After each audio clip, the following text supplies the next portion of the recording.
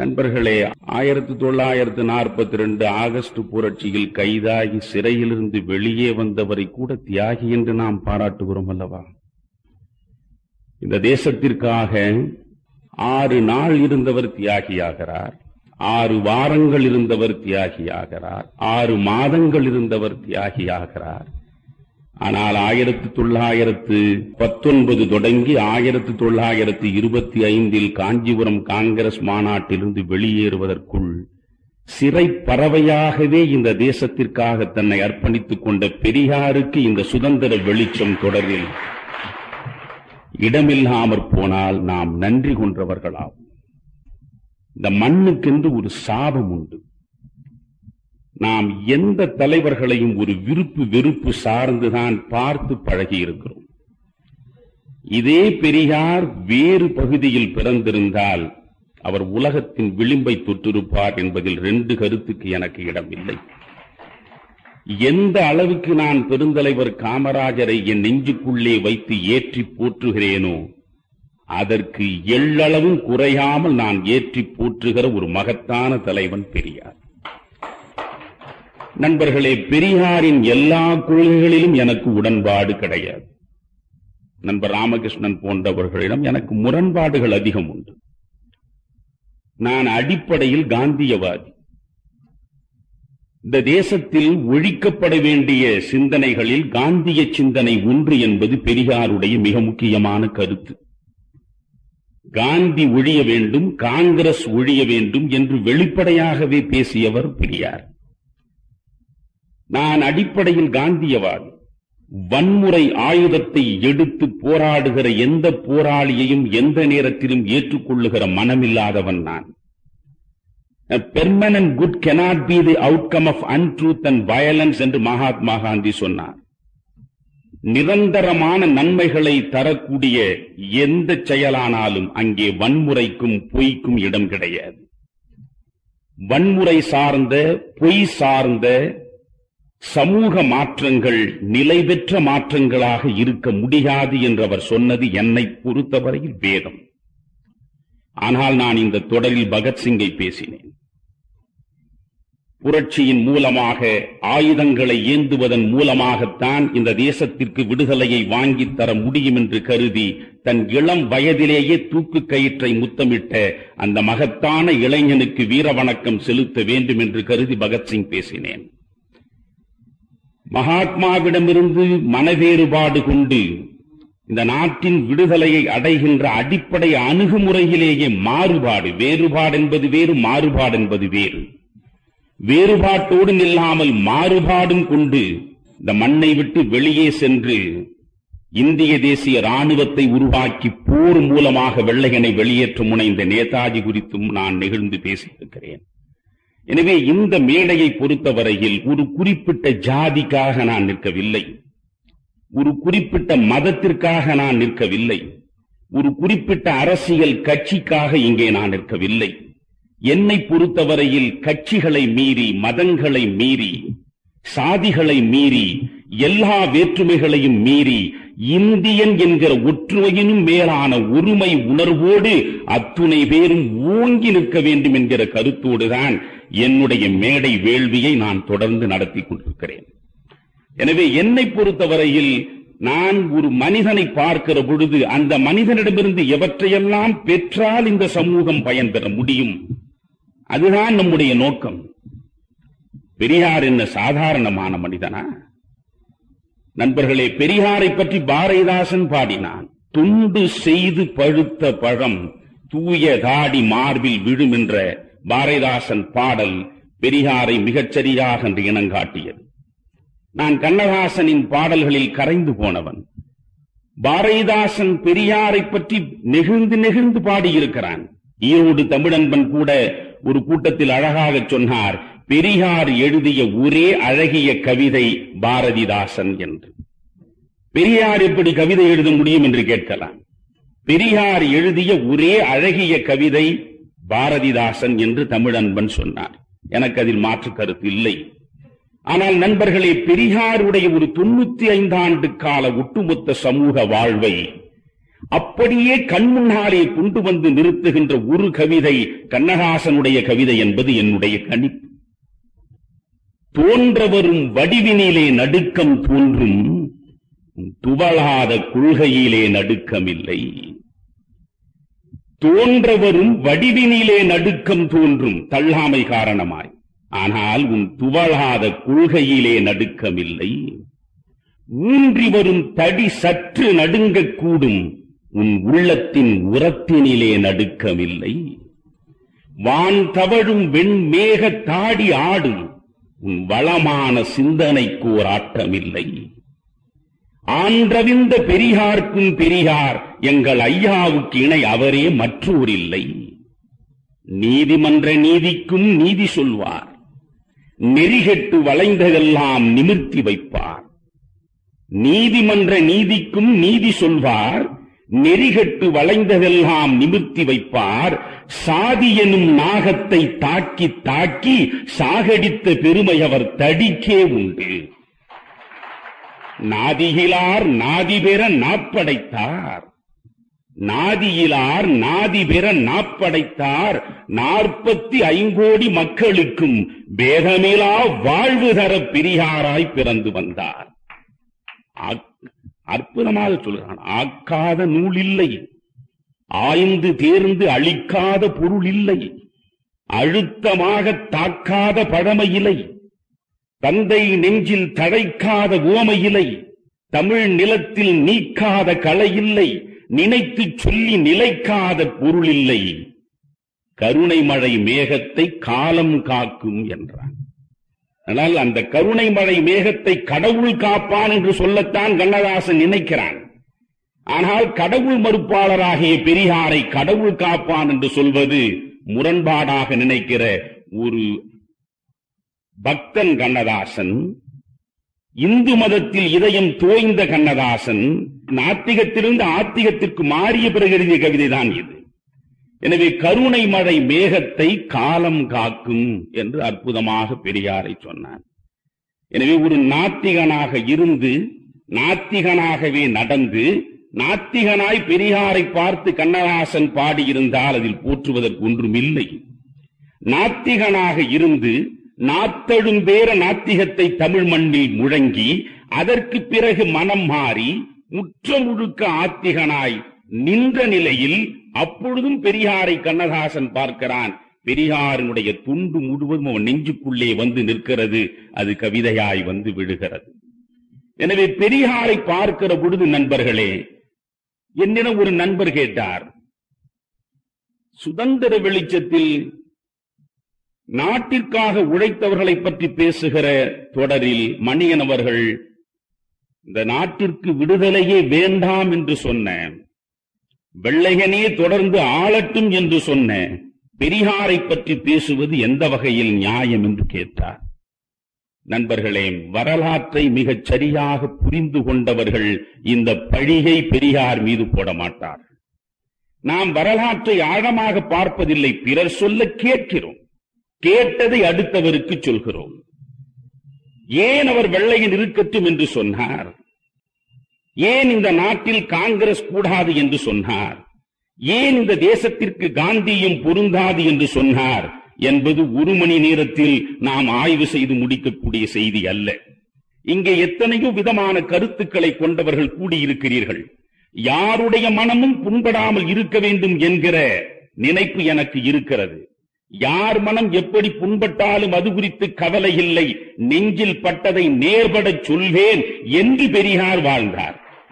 அந்த பெரியாருடைய வாழ்க்கையை உங்கள் முன்னாலே கடைபிடிக்கிற பொழுது இதில் யாருடைய மனமாவது புண்பட்டு போகுமோ என்று பார்த்து பார்த்து பேச வேண்டியவனாக நான் இருக்கிறேன். காரணம், இந்த சபை கருதி, சபையின் நாகரீகம் கருதி இங்கே வழங்கப்படுகிற கருத்துக்களை விருப்பத்தோடு செவி கேட்பதற்காக வந்து சேர்ந்திருக்கிற உங்களில் யாருடைய மனமும் புண்பட்டுவிடக் கூடாது என்று கருதுகிற அதே நேரத்தில் எப்படிப்பட்ட ஒரு மகத்தான தலைவன் இந்த மண்ணில் எலும்போடும் சதையோடும் நரம்போடும் நம் கண் முன்னாலே நடந்திருக்கிறான் என்பதையும் நீங்கள் வேதமற்று புரிந்து கொள்ள வேண்டும் என்ற ஆதங்கத்தின் அடிப்படையிலேதான் நான் பெரியாரை தேர்ந்து கொண்டேன். நண்பர்களே, பெரியார் சொல்கிறார், எதற்காக பெரியார் காலம் முழுவதும் வாழ்ந்தார்? எத்தனையோ தலைவர்கள் இருக்கிறார்கள். நான் பெரியாருடைய பல பேச்சுக்களை கேட்டிருக்கிறேன். நண்பர்களே, 95 வயது வரையில் இடையறாது இந்த தமிழ் சமுதாயத்தை தொடர்ந்து சந்தித்த தலைவன் அவன். 95 வயது வரை. நான் ஏற்கனவே ஒரு முறை ஒரு கூட்டத்தில் பேசுகிற பொழுது கூட உணர்வு வயப்பட்டு சொல்லி இருக்கிறேன். உலகத்தில் எந்த மூலையில் நீங்கள் பார்த்தாலும் அப்படி ஒரு தலைவனை நீங்கள் சந்திக்கவே முடியாது. 95 வயது நான் பார்த்திருக்கிறேன். என்னுடைய தாயோடு பிறந்த சகோதரர் முற்றம் முழுக்க ஒரு திராவிட கழகத்தினுடைய தீவிரவாதி. அவர் பெரியாரை போலவே தாடி, பெரியாரை போலவே கருஞ்சட்டை அணிந்தவர். அதனால் 3 மாதத்திற்கு ஒரு முறை பெரியாரை அழைத்து வந்து கூட்டம் போடுவார். பள்ளி பருவத்திலிருந்தே பல கூட்டங்கள் பெரியார் பேச பேச நான் கேட்டிருக்கிறேன். அப்படி ஒரு பேச்சை இந்த சமுதாயத்தில் யாராவது கேட்காமல் போயிருந்தால் அவர்கள் சபிக்கப்பட்டவர்கள். அப்படி பேசுவார் பெரியார்.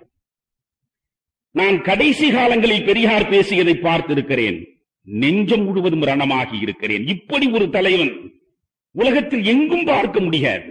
ஆனால் அவன் மீது நீங்கள் வெறுப்பு பார்வை பார்ப்பது குறித்து நான் உண்மையில் ரணப்பட்டு போகிறேன். 95 வயதில் அவர் பேசினார். 94 வயது முடிந்து 95 வருகிற நிலையில் மரண வாக்குமூலத்தை கொடுத்துவிட்டு பேசினார். தியாகராய நகரிலே தான் அவர் பேசிய கடைசி பேச்சு. அது மரண வாக்குமூலம் என்று சொல்கிறோம். நண்பர்கள், அவர் பேசுகிற பொழுது கடைசி காலங்களில் சிறுநீர் வந்தால் அதை அடக்குகிற ஆற்றல் அவர் உடலுக்கு கிடையாது.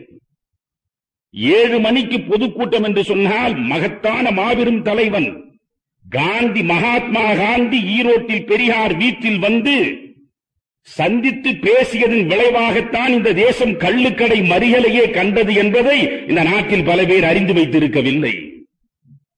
பெரியாரும் காந்தியும் பெங்களூரில் என்ன பேசினார்கள் யாருக்கும் தெரியாது.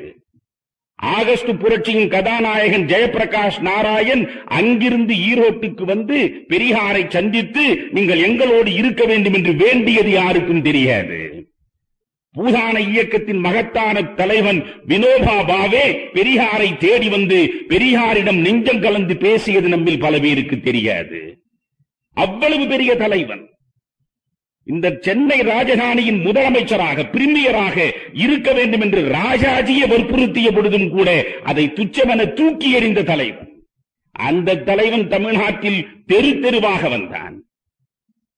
ஒவ்வொரு தெருவிலும் மேடை போட்டு 7 மணிக்கு பொதுக்கூட்டம் என்றால் நண்பர்களே, திராவிட இயக்கங்களில் அப்படி அவருக்கு பின்னாலே யாரையும் நீங்கள் சந்தித்திருக்க முடியாது. திராவிட இயக்க வரலாற்றில் 7 மணிக்கு கூட்டம் என்றால் தலைவர் 12 மணிக்கு தான் வந்து பேசுவார். ஆனால் பெரியார் 7 மணிக்கு கூட்டம் என்றால் கூட்டம் தொடங்குகிற பொழுது பெரியார் மேடையில் இருப்பார். வரவேற்புரை நடக்கும். பிறகு வீரமணி ஒரு அரை மணி நேரம், 1 மணி நேரம் சகலவிதமான ஆதாரங்களையும் வைத்துக் கொண்டு பேசுவார். அதற்கு பெரியார் பின்னால் 3 மணி நேரம் பேசுவார். 3 மணி நேரம் 95 வயதில். அப்படி பேசுகிற பொழுது அவருக்கு சிறுநீர் அடக்குகிற ஆற்றல் இல்லாத காரணத்தால் நண்பர்களே, சிறுநீர் வருகிற இடத்திலே இருந்து ஒரு குழாய் இணைக்கப்பட்டிருக்கும். பக்கத்தில் ஒரு பக்கெட் இருக்கும். அவர் பேசிக்கொண்டே இருப்பார். பேசுகிற பொழுது சிறுநீர் அந்த குழாய் வழியாக அந்த பிளாஸ்டிக் பக்கெட்டிலே போய் சேரும். அப்படி இந்த மண்ணில் பேச வேண்டும் என்று அவனை அடித்தவன் யார்? சாகர வரையிலும் இந்த சமுதாயத்தை திருத்த வேண்டும் என்று அப்படி துடித்தானே, துடித்த அவனுக்கு இணை சொல்ல இன்னொரு தலைவனை இந்த மண்ணில் எனக்கு காட்டுங்கள் பார்க்கலாம். காட்டவே முடியாது உங்களால்.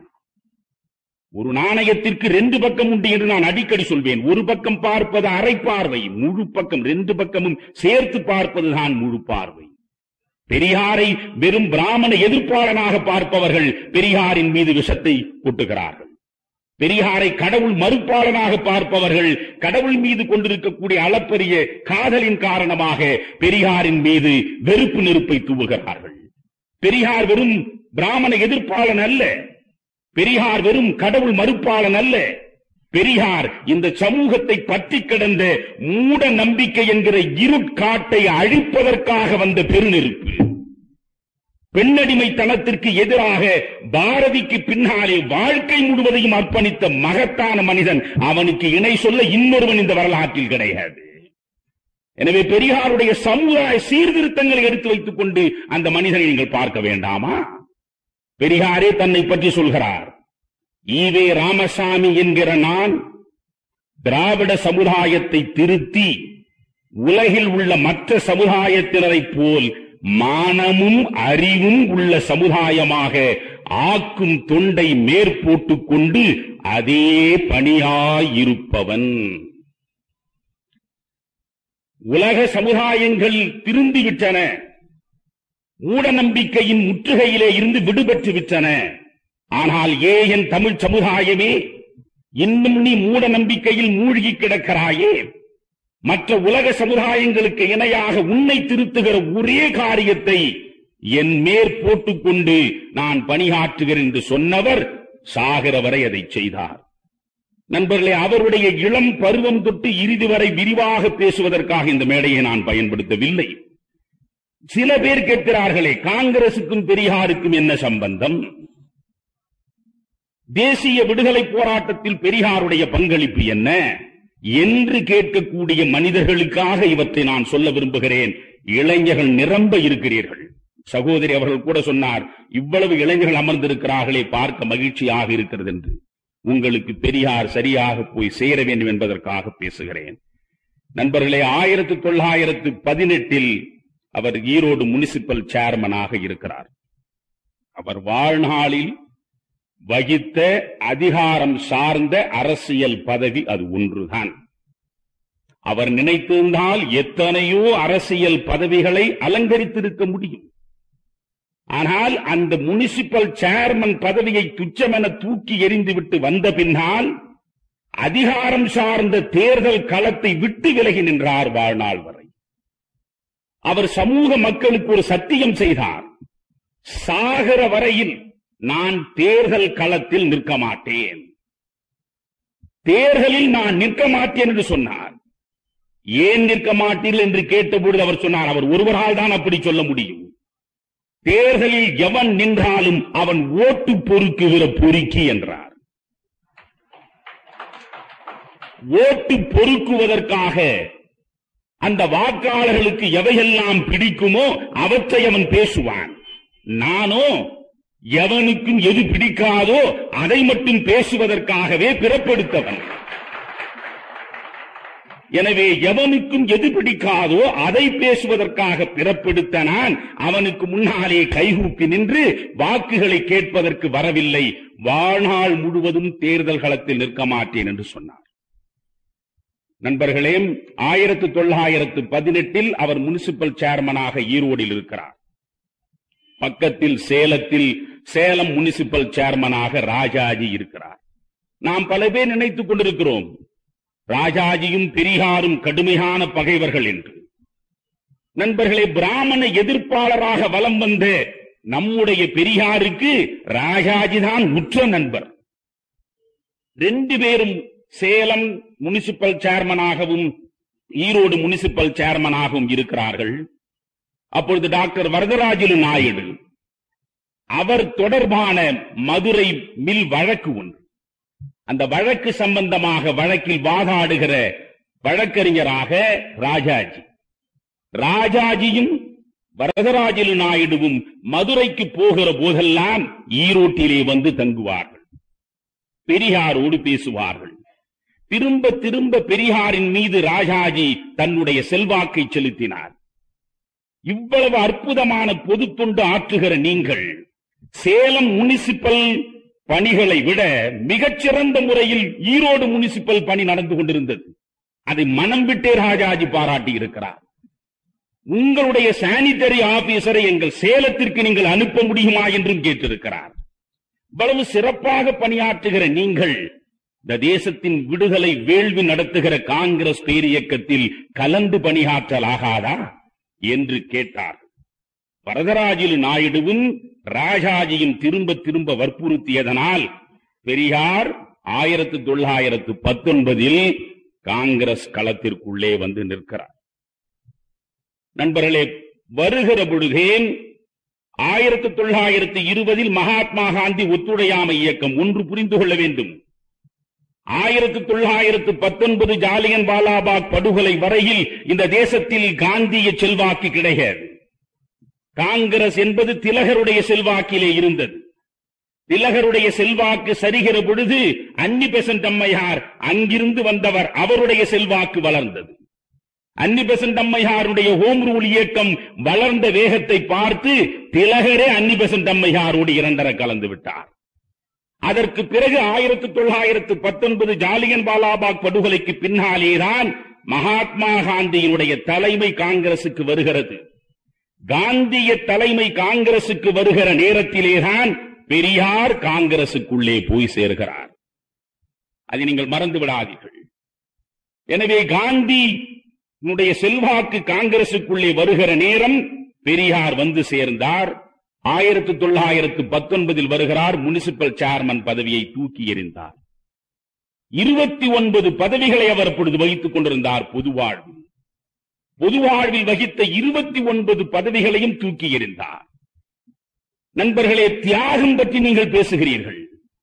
பெரியாரின் வாழ்க்கை முழுவதுமே தியாக வாழ்க்கைதான். அதுவரையில் அவருடைய தந்தை கட்டி காப்பாற்றி மிக பிரம்மாண்டமாக வளர்த்திருந்த வணிக உலகம். பெரியாருடைய தந்தையார் ஒரு கூலியாக பிறந்தவன். பெரியாருடைய தந்தையும் தாயும் கூலி வேலை செய்து சொந்த உழைப்பில் முயன்று பிறகு ஒரு சிறிய மளிகை கடை தொடங்கி அதற்கு பிறகு மிகப்பெரிய கடையாக மாறி ஈரோட்டிலேயே மிகப்பெரிய தனவணிகராக மாறினார் அவர்.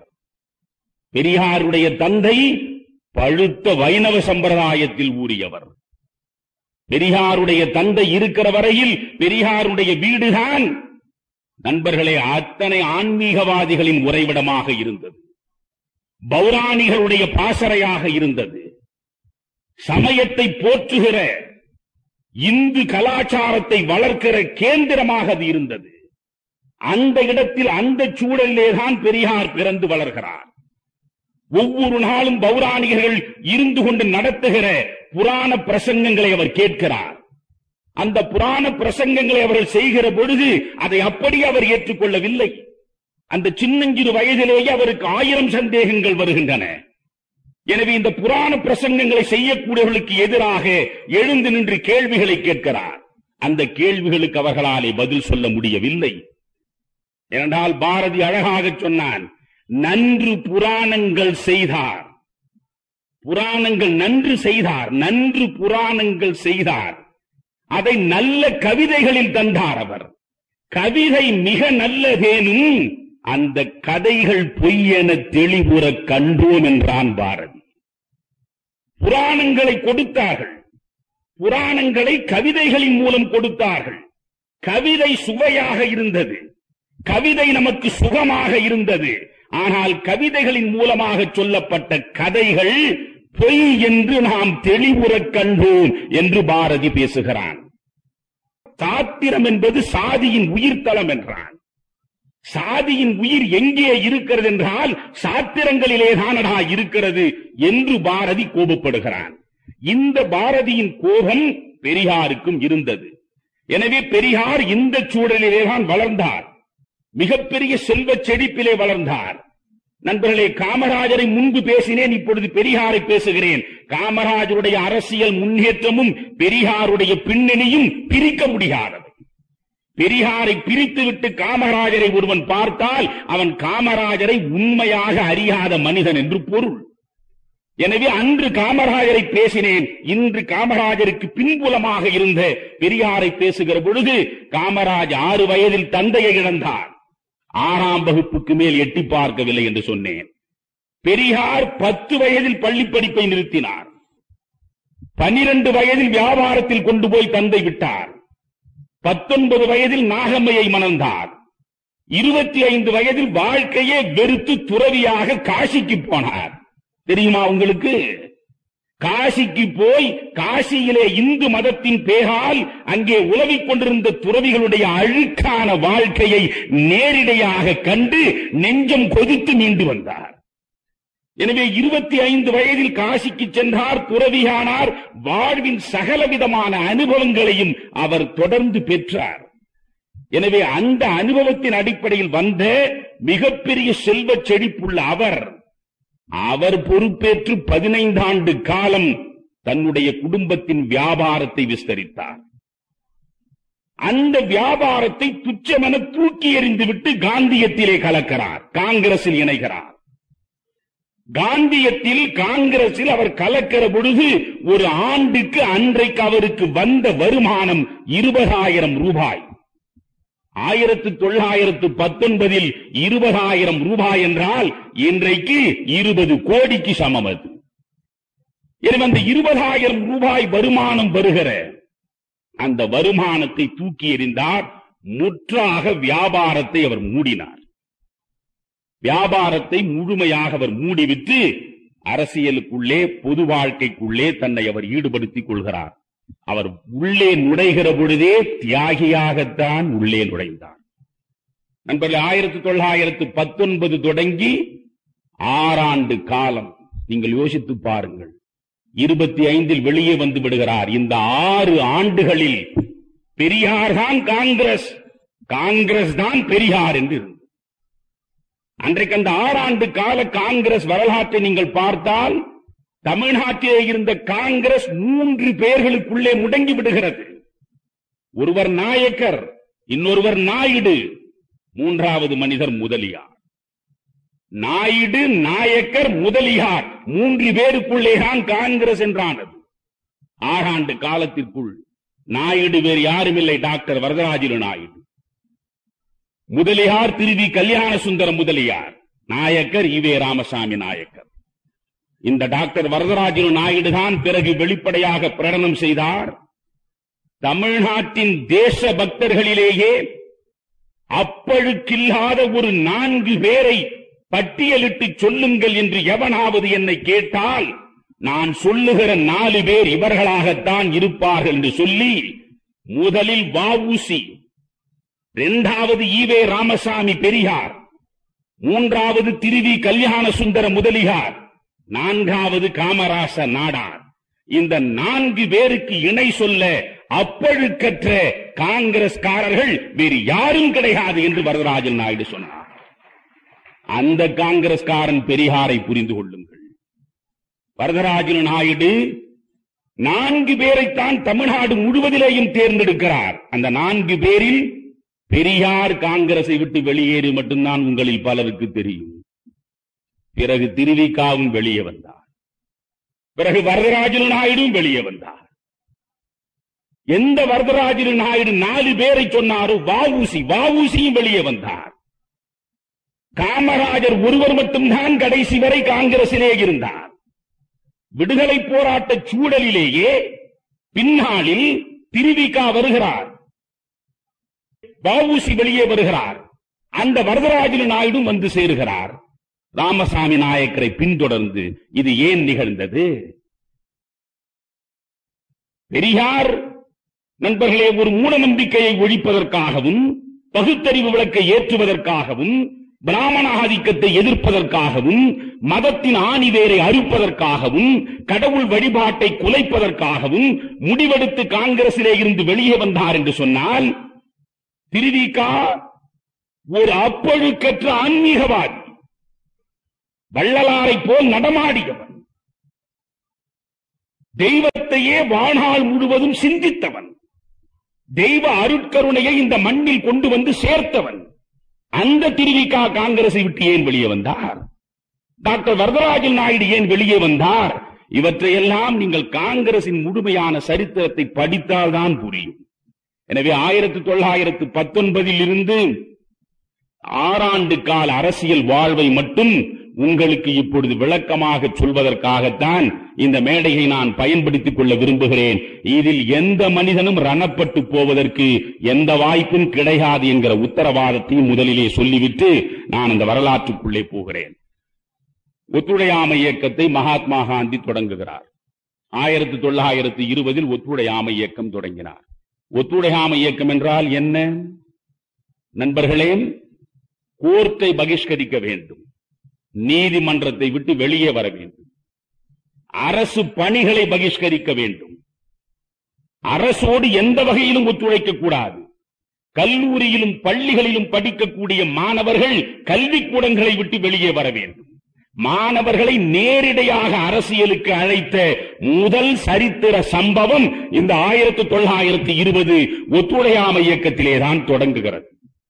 பள்ளிகளை புறக்கணியுங்கள், கல்லூரிகளை புறக்கணியுங்கள், நீதிமன்றங்களை புறக்கணியுங்கள், அரசு பணிகளை புறக்கணியுங்கள், வெள்ளை அரசுக்கு எந்த வகையிலும் ஒத்துழைக்கலாகாது என்று ஒத்துழையாமை இயக்கம் வருகிறது. அந்த ஒத்துழையாமை இயக்கத்தில் குதித்தார் பெரியார். நண்பர்கள், எந்த அளவுக்கு அந்த ஒத்துழையாமை இயக்கத்தின் கொள்கையை அவர் ஈடுபட்டார் யோசித்து பார்க்க வேண்டும். கோர்ட்டை புறக்கணிக்க வேண்டும். அவர் 50,000 ரூபாய் ஒருவனுக்கு கடன் கொடுத்திருக்கிறார். அந்த கடனில் 28,000 ரூபாய்க்கு அவன் கடன் வாங்கியதற்கு அடமான பத்திரமே எழுதி கொடுத்திருக்கிறான். அந்த கடனை இவர் பெற வேண்டும். திரும்ப 50,000 ரூபாய் 1920 வைத்துக் கொண்டுதான் நீங்கள் சிந்திக்க வேண்டும்.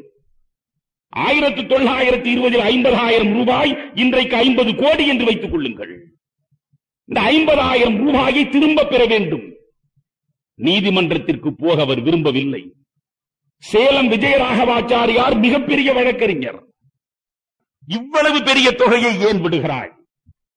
நீ உன்னுடைய பெயரில் வழக்கு நடத்த விரும்பாமற் போனாலும் நீ அடுத்தவன் பெயரில் மேடோவர் செய்துவிடு, நான் பார்த்துக் கொள்கிறேன், நான் வழக்கு நடத்தி அந்த பணத்தை பெறு என்று சொன்னார். மகாத்மா காந்தி ஒத்துழையாமை இயக்கத்தை தொடங்கி இருக்கிறார். பெரியாரை புரிந்து கொள்ளுங்கள். மகாத்மா காந்தி நீதிமன்றங்களை புறக்கணிக்க சொல்லி இருக்கிறார்.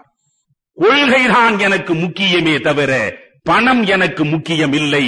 எந்த காரணத்திற்காகவும் மறைமுகமாகவோ நேரிடையாகவோ நீதிமன்றத்தில் போய் நான் நிற்க விரும்பவில்லை என்று அந்த 50,000 தூக்கி எறிந்தார். ஆண்டுக்கு 20,000 ரூபாய் வருகிற வருமானத்தை முற்றாக இழந்து தன்னுடைய வியாபாரத்தை மூடினார். இன்னொன்று தெரியுமா நண்பர்களே, இன்றைக்கு அரசியலுக்கு வருவதே சொத்து சேர்ப்பதற்காகத்தான். பெரியாரை பற்றி நான் பேசுகிற பொழுது உங்களுக்கு சொல்ல வருவது, இந்த அரசியலுக்கு வருகிற பொழுது அதை வைத்து எப்படி பணம் ஈட்டுவது. ஆனால் அரசியலுக்கு வந்த பெரியார் பணத்தை இழந்தார். அது மட்டுமல்ல, அதற்கு பிறகு அவர் என்ன செய்ய, முற்றாக அவர் சுயமரியாதை இயக்கம் கண்ட காலம் தொட்டு தன்னுடைய சொத்து முழுவதையும் தன் இயக்கத்தின் பேராலே எழுதி வைத்தார். தனக்கென்று ஒரு பைசாவை கூட சாகர வரையில் சொந்தமாக அவர் வைத்துக் கொள்ளவில்லை. தன் சொத்தை சுயமரியாதை இயக்கத்திற்கு எழுதி வைத்தார். அவரே ஒரு முறை சொன்னார், இந்த இயக்கம் தருகிற காசிலேதான் நான் இட்லி சாப்பிடுகிறேன் என்று. அவர் ஸ்டார் ஹோட்டலில் சாப்பிட மாட்டார். கூட்டம் முடித்து விட்டு வருகிற பொழுது நண்பர்களே, தெருவோரத்திலே இருக்கக்கூடிய விதவைகள் வைத்திருக்கிற இட்லி கடையிலே காரை நிறுத்தித்தான் இட்லி சாப்பிடுவார். ஏனையா இந்த இடத்தில் தெருவில் ரோட்டில் இட்லி சாப்பிடுகிறீர்களே, இதில் 2 நன்மை இருக்கிறது. ஒன்று, ஓட்டலில் கிடைக்கிற இட்லியை விட இந்த இட்லி விலை குறைவு. 2, நம்முடைய மண்ணில் பெரும்பாலும் கணவனை இழந்த பெண் மக்களுக்கெல்லாம் வயிற்றுப்பாட்டுக்கு வழி தருவதே இந்த இட்லி கடைதான். இந்த இட்லி கடையிலே போய் நாம் இட்லி வாங்குவதனால் அந்த பெண்மணியினுடைய வாழ்க்கையும் நடக்கிறது, நமக்கும் சிக்கனமாக பணம் இருக்கிறது என்று சொன்னார். அப்படி சேர்த்தவர் அவர். மண்ணை வாங்கினார், உண்மைதான். தராசில் மண்ணை கொடுக்கிறாயா கொடு, செங்கல் கொடுக்கிறாயா கொடு, எதை கொடுத்தாலும் வாங்கிக் கொண்டார். ஆனால் ஒன்று புரியுமா உங்களுக்கு, வாங்கிய ஒவ்வொன்றும் அந்த கட்சியின் நிதி கணக்கில் தெளிவாக இருக்கிறது. ஒரே ஒரு பைசா கூட அவர் பிரியாணி சாப்பிடுவதற்கு 100 ரூபாய் கொடுத்திருந்தால், அவர் கையெழுத்து போடுவதற்கு 10 ரூபாய் கொடுத்திருந்தால், அவர் கூட்டம் பேசுவதற்கு நீங்கள் பணம் கொடுத்திருந்தால், அத்தனை பணமும் அந்த கட்சி கணக்கிலே தான் வைக்கப்பட்டதே தவிர தன் சொந்த கணக்கில் 10 பைசாவை கூட கணக்கு வைக்காத மனிதர் அவர். அந்த வகையில் மகாத்மா காந்திக்கும் பெரியாருக்கும் நிறைய ஒற்றுமைகள் உண்டு, நிறைய வேற்றுமைகளும் உண்டு. எனவே பொது வாழ்வில் 10 பைசாவை தனக்கென்று பயன்படுத்தக் கூடாது என்று கருதுகிற உள்ளம் காந்திக்கும் இருந்தது, பெரியாருக்கும் இருந்தது. ஆனால் காந்தி தன்னுடைய 10 பைசாவை கொண்டு வந்து பொது வாழ்வில் போடுகிற சூழல் இல்லை. பெரியாருக்கு அந்த சூழல் இருந்ததனால் தன்னுடைய பணத்தையும் பொது வாழ்வில் கொண்டு வந்து கொட்டினார். எனவே பணத்திற்காக பொருள் ஈட்டுவதற்காக அவர் அரசியலுக்கு வரவில்லை. தமிழ்நாடு முழுவதும் சுற்றினார். நண்பர்களே, தமிழ்நாடு முழுவதும் அவர் பேசினார். 3 மணி நேரம் பேசுவார் என்று சொன்னேன். பெரியாருக்கு பரம எதிரியாக இருந்த ராஜாஜியின் பக்கத்திலே இருந்தவர் கல்கி. கல்கிக்கு ராஜாஜி தான் கடவுள். ராஜாஜியின் வார்த்தை தான் கல்கிக்கு வேதம். ஆனால் அந்த கல்கி பெரியாரை பற்றி மாய்ந்து மாய்ந்து எழுதுகிறார். பெரியாருக்கு இணை சொல்ல ஒரு பேச்சாளனை நான் பார்த்ததே கிடையாது. 3 மணி நேரம் பெரியார் பேசுவார். இந்தியாவிலேயே மணிக்கணக்கில் பேசக்கூடியவர்கள் ஒருவர் பண்டித மதன் மோகன் மாளவியா வடக்கே, தெற்கே பெரியார். ஆனால் மாளவியாவின் பேச்சையும் நான் கேட்டிருக்கிறேன், பெரியாரின் பேச்சையும் கேட்டிருக்கிறேன். மாளவியாவின் பேச்சை 30 நிமிடத்திற்கு மேல் எவனாலும் கேட்க முடியாது. ஆனால் பெரியார் 3 மணி நேரம் பேசினாலும் இன்னும் பேசுவாரா என்று கேட்கலாம். கொச்சையான உச்சரிப்பு தான். சாதாரண தமிழில் சாதாரண மனிதர்களுக்கு நண்பர்களே அசாதாரணமான கருத்துக்களை கொண்டு வந்து சேர்த்தவர். காமராஜர் தமுக்கடித்து விருதுப்பட்டியில் கூட்டம் போட்டார் என்று சொன்னேன். விருதுப்பட்டியில் கூட்டம் போட்டு சுதந்திர கனலை மூட்டுவதற்காக எங்கிருந்தெல்லாம் ஆட்களை அழைக்கிற பொழுது காமராஜரே பின்னாலே சொல்லி இருக்கிறார், நான் மிகவும் ரசித்த, நான் மிகவும் பாதிப்புக்கு ஆளான, என்னை பாதித்த அற்புதமான பேச்சாளர்கள் யார் என்று கேட்டால் முதலில் பெரியாரை சொல்வேன். பெரியார், திருவிகா, மதுரை வழக்கறிஞராக இருந்த ஜார்ஜ் ஜோசப், டாக்டர் வரதராஜிலு நாயுடு, இந்த 4 பேரையும் திரும்ப திரும்ப அழைத்துக் கொண்டு போனார். பெரியார் மணிக்கணக்கில் பேசுவார், எளிமையாக பேசுவார். அப்படி தமிழ்நாடு முழுவதும் மின்னல் வேக சுற்றுப்பயணம் நடத்தி எல்லா இடங்களிலும் காங்கிரஸை வளர்த்த, பாமர மக்களிடம் காங்கிரஸை கொண்டு போய் சேர்த்த, எழுத்தறியாத மனிதர்களிடமும் காந்தியத்தை கொண்டு போய் சேர்த்த பெருமை முதலில் பெரியாருக்கு மட்டும்தான் உண்டு. அதற்கு பிறகுதான் மற்றவர்களுக்கெல்லாம். இதை நான் சொல்லவில்லை, காமராஜ் உட்பட அத்துணை பேர் ஒப்புக்கொண்ட உண்மை அது. எனவே இப்படி மணிக்கணக்கில் பேசினார். இன்னொன்று சொல்கிறேன், கருப்பு சட்டை அணிந்து காலமெல்லாம் வாழ்ந்த பெரியாரைத்தான் பலர் பார்த்திருப்பார்கள். இந்த தமிழ்நாட்டில் கதர் இயக்கத்தை வளர்த்த முதல் மனிதனே பெரியார்தான். காந்தியம் எதை சொன்னதோ அதை கண்மூடி பின்பற்றினார். காந்தி கதர் இயக்கத்தை தொடங்கிவிட்டார். நண்பர்களே, மிகப்பெரிய செல்வந்தனாக பிறந்து பான் வித் சில்வர் ஸ்பூன் என்பார்களே, அப்படி பிறந்து வளர்ந்த அந்த மகத்தான மனிதன் தன்னுடைய தலையில் கதர் மூட்டையை சுமந்து கொண்டு தெரு தெருவாக கொண்டு போய் விற்றான். தமிழ்நாட்டில் கதர் வஸ்திராலயங்களை கொண்டு வந்து சேர்த்தது பெரியார்தான். காங்கிரஸ் கதர் வஸ்திராலயங்கள் தமிழ்நாடு முழுவதும் கொண்டு வந்தார். கதர் துணியை உடுத்த வேண்டும் என்று மற்றவர்களுக்கு சொன்னதோடு நிற்கவில்லை, தன் ஆடம்பர உடைகளை உடனடியாக அகற்றினார். முரட்டு கதரை அவர் அணிந்தார். தன் மனைவி நாகம்மையும் முரட்டு கதரை அணிய வேண்டும் என்று வற்புறுத்தினார். 80 வயதான தன் தாயும் அந்த முரட்டு கதரைத்தான் அணிய வேண்டும் என்று சொன்னார். எனவே கதர் இயக்கத்திற்காக எந்த அளவுக்கு கதருக்கும் காங்கிரசுக்கும் ஒரு இணைப்பை அவர் ஏற்படுத்தினார் என்றால், ராஜாஜியே திருச்செங்கோடு ஆசிரமத்தை தொடங்குகிற பொழுது அந்த ஆசிரமத்தை, கதரை மையமாக கொண்ட அந்த ஆசிரமத்தை பெரியார் தான் வந்து தொடங்க வேண்டும் என்று விரும்பினார். பெரியார் தான் தொடங்கி வைத்தார். எனவே ஒரு பக்கம் கதர் இயக்கத்தை வளர்க்கிறார், ஒரு பக்கம் தமிழ்நாடு முழுவதும் பொதுக்கூட்டங்களில் பேசி காங்கிரஸை வளர்க்கிறார். இன்னொரு பக்கம் நண்பர்களே, மதுவிலக்கு என்று வருகிறது. காந்தியத்தினுடைய மிக முக்கியமான கொள்கை. காங்கிரஸில் கலந்ததற்கு காரணமே பெரியார் சொல்கிறார். தீண்டாமை ஒழிப்பை மகாத்மா காந்தி ஏற்றார்.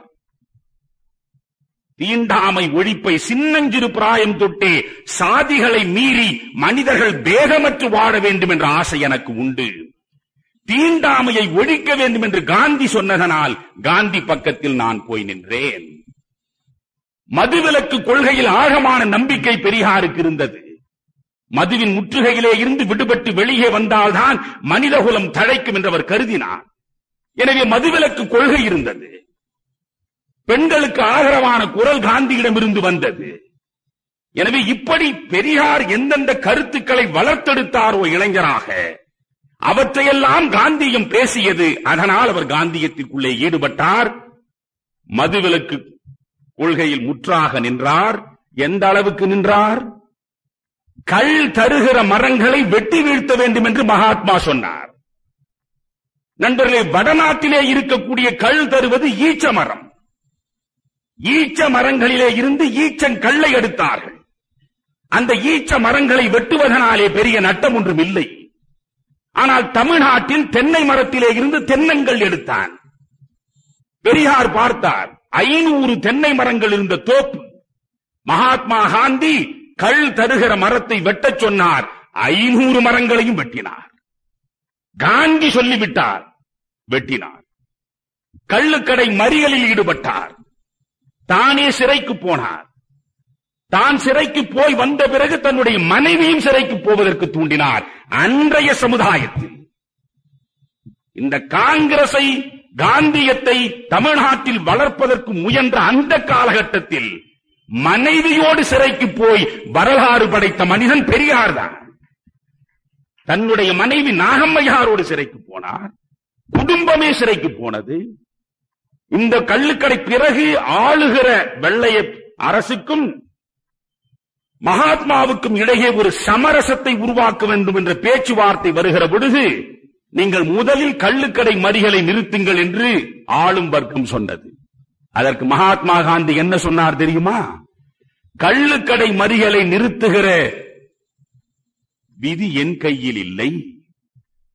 கள்ளுக்கடை மறியலை நிறுத்த வேண்டும் என்றால் தென்னகத்தில், தமிழ்நாட்டில், ஈரோட்டில் 2 பெண் மக்கள் இருக்கிறார்கள்.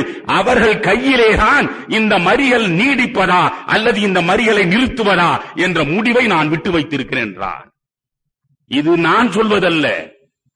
பெரியாருக்கு முற்ற முழுக்க எதிராக பின்னாலே போர்க்கோலம் பூண்ட ஹிந்து பத்திரிகை வெளியிட்ட தகவல் இது.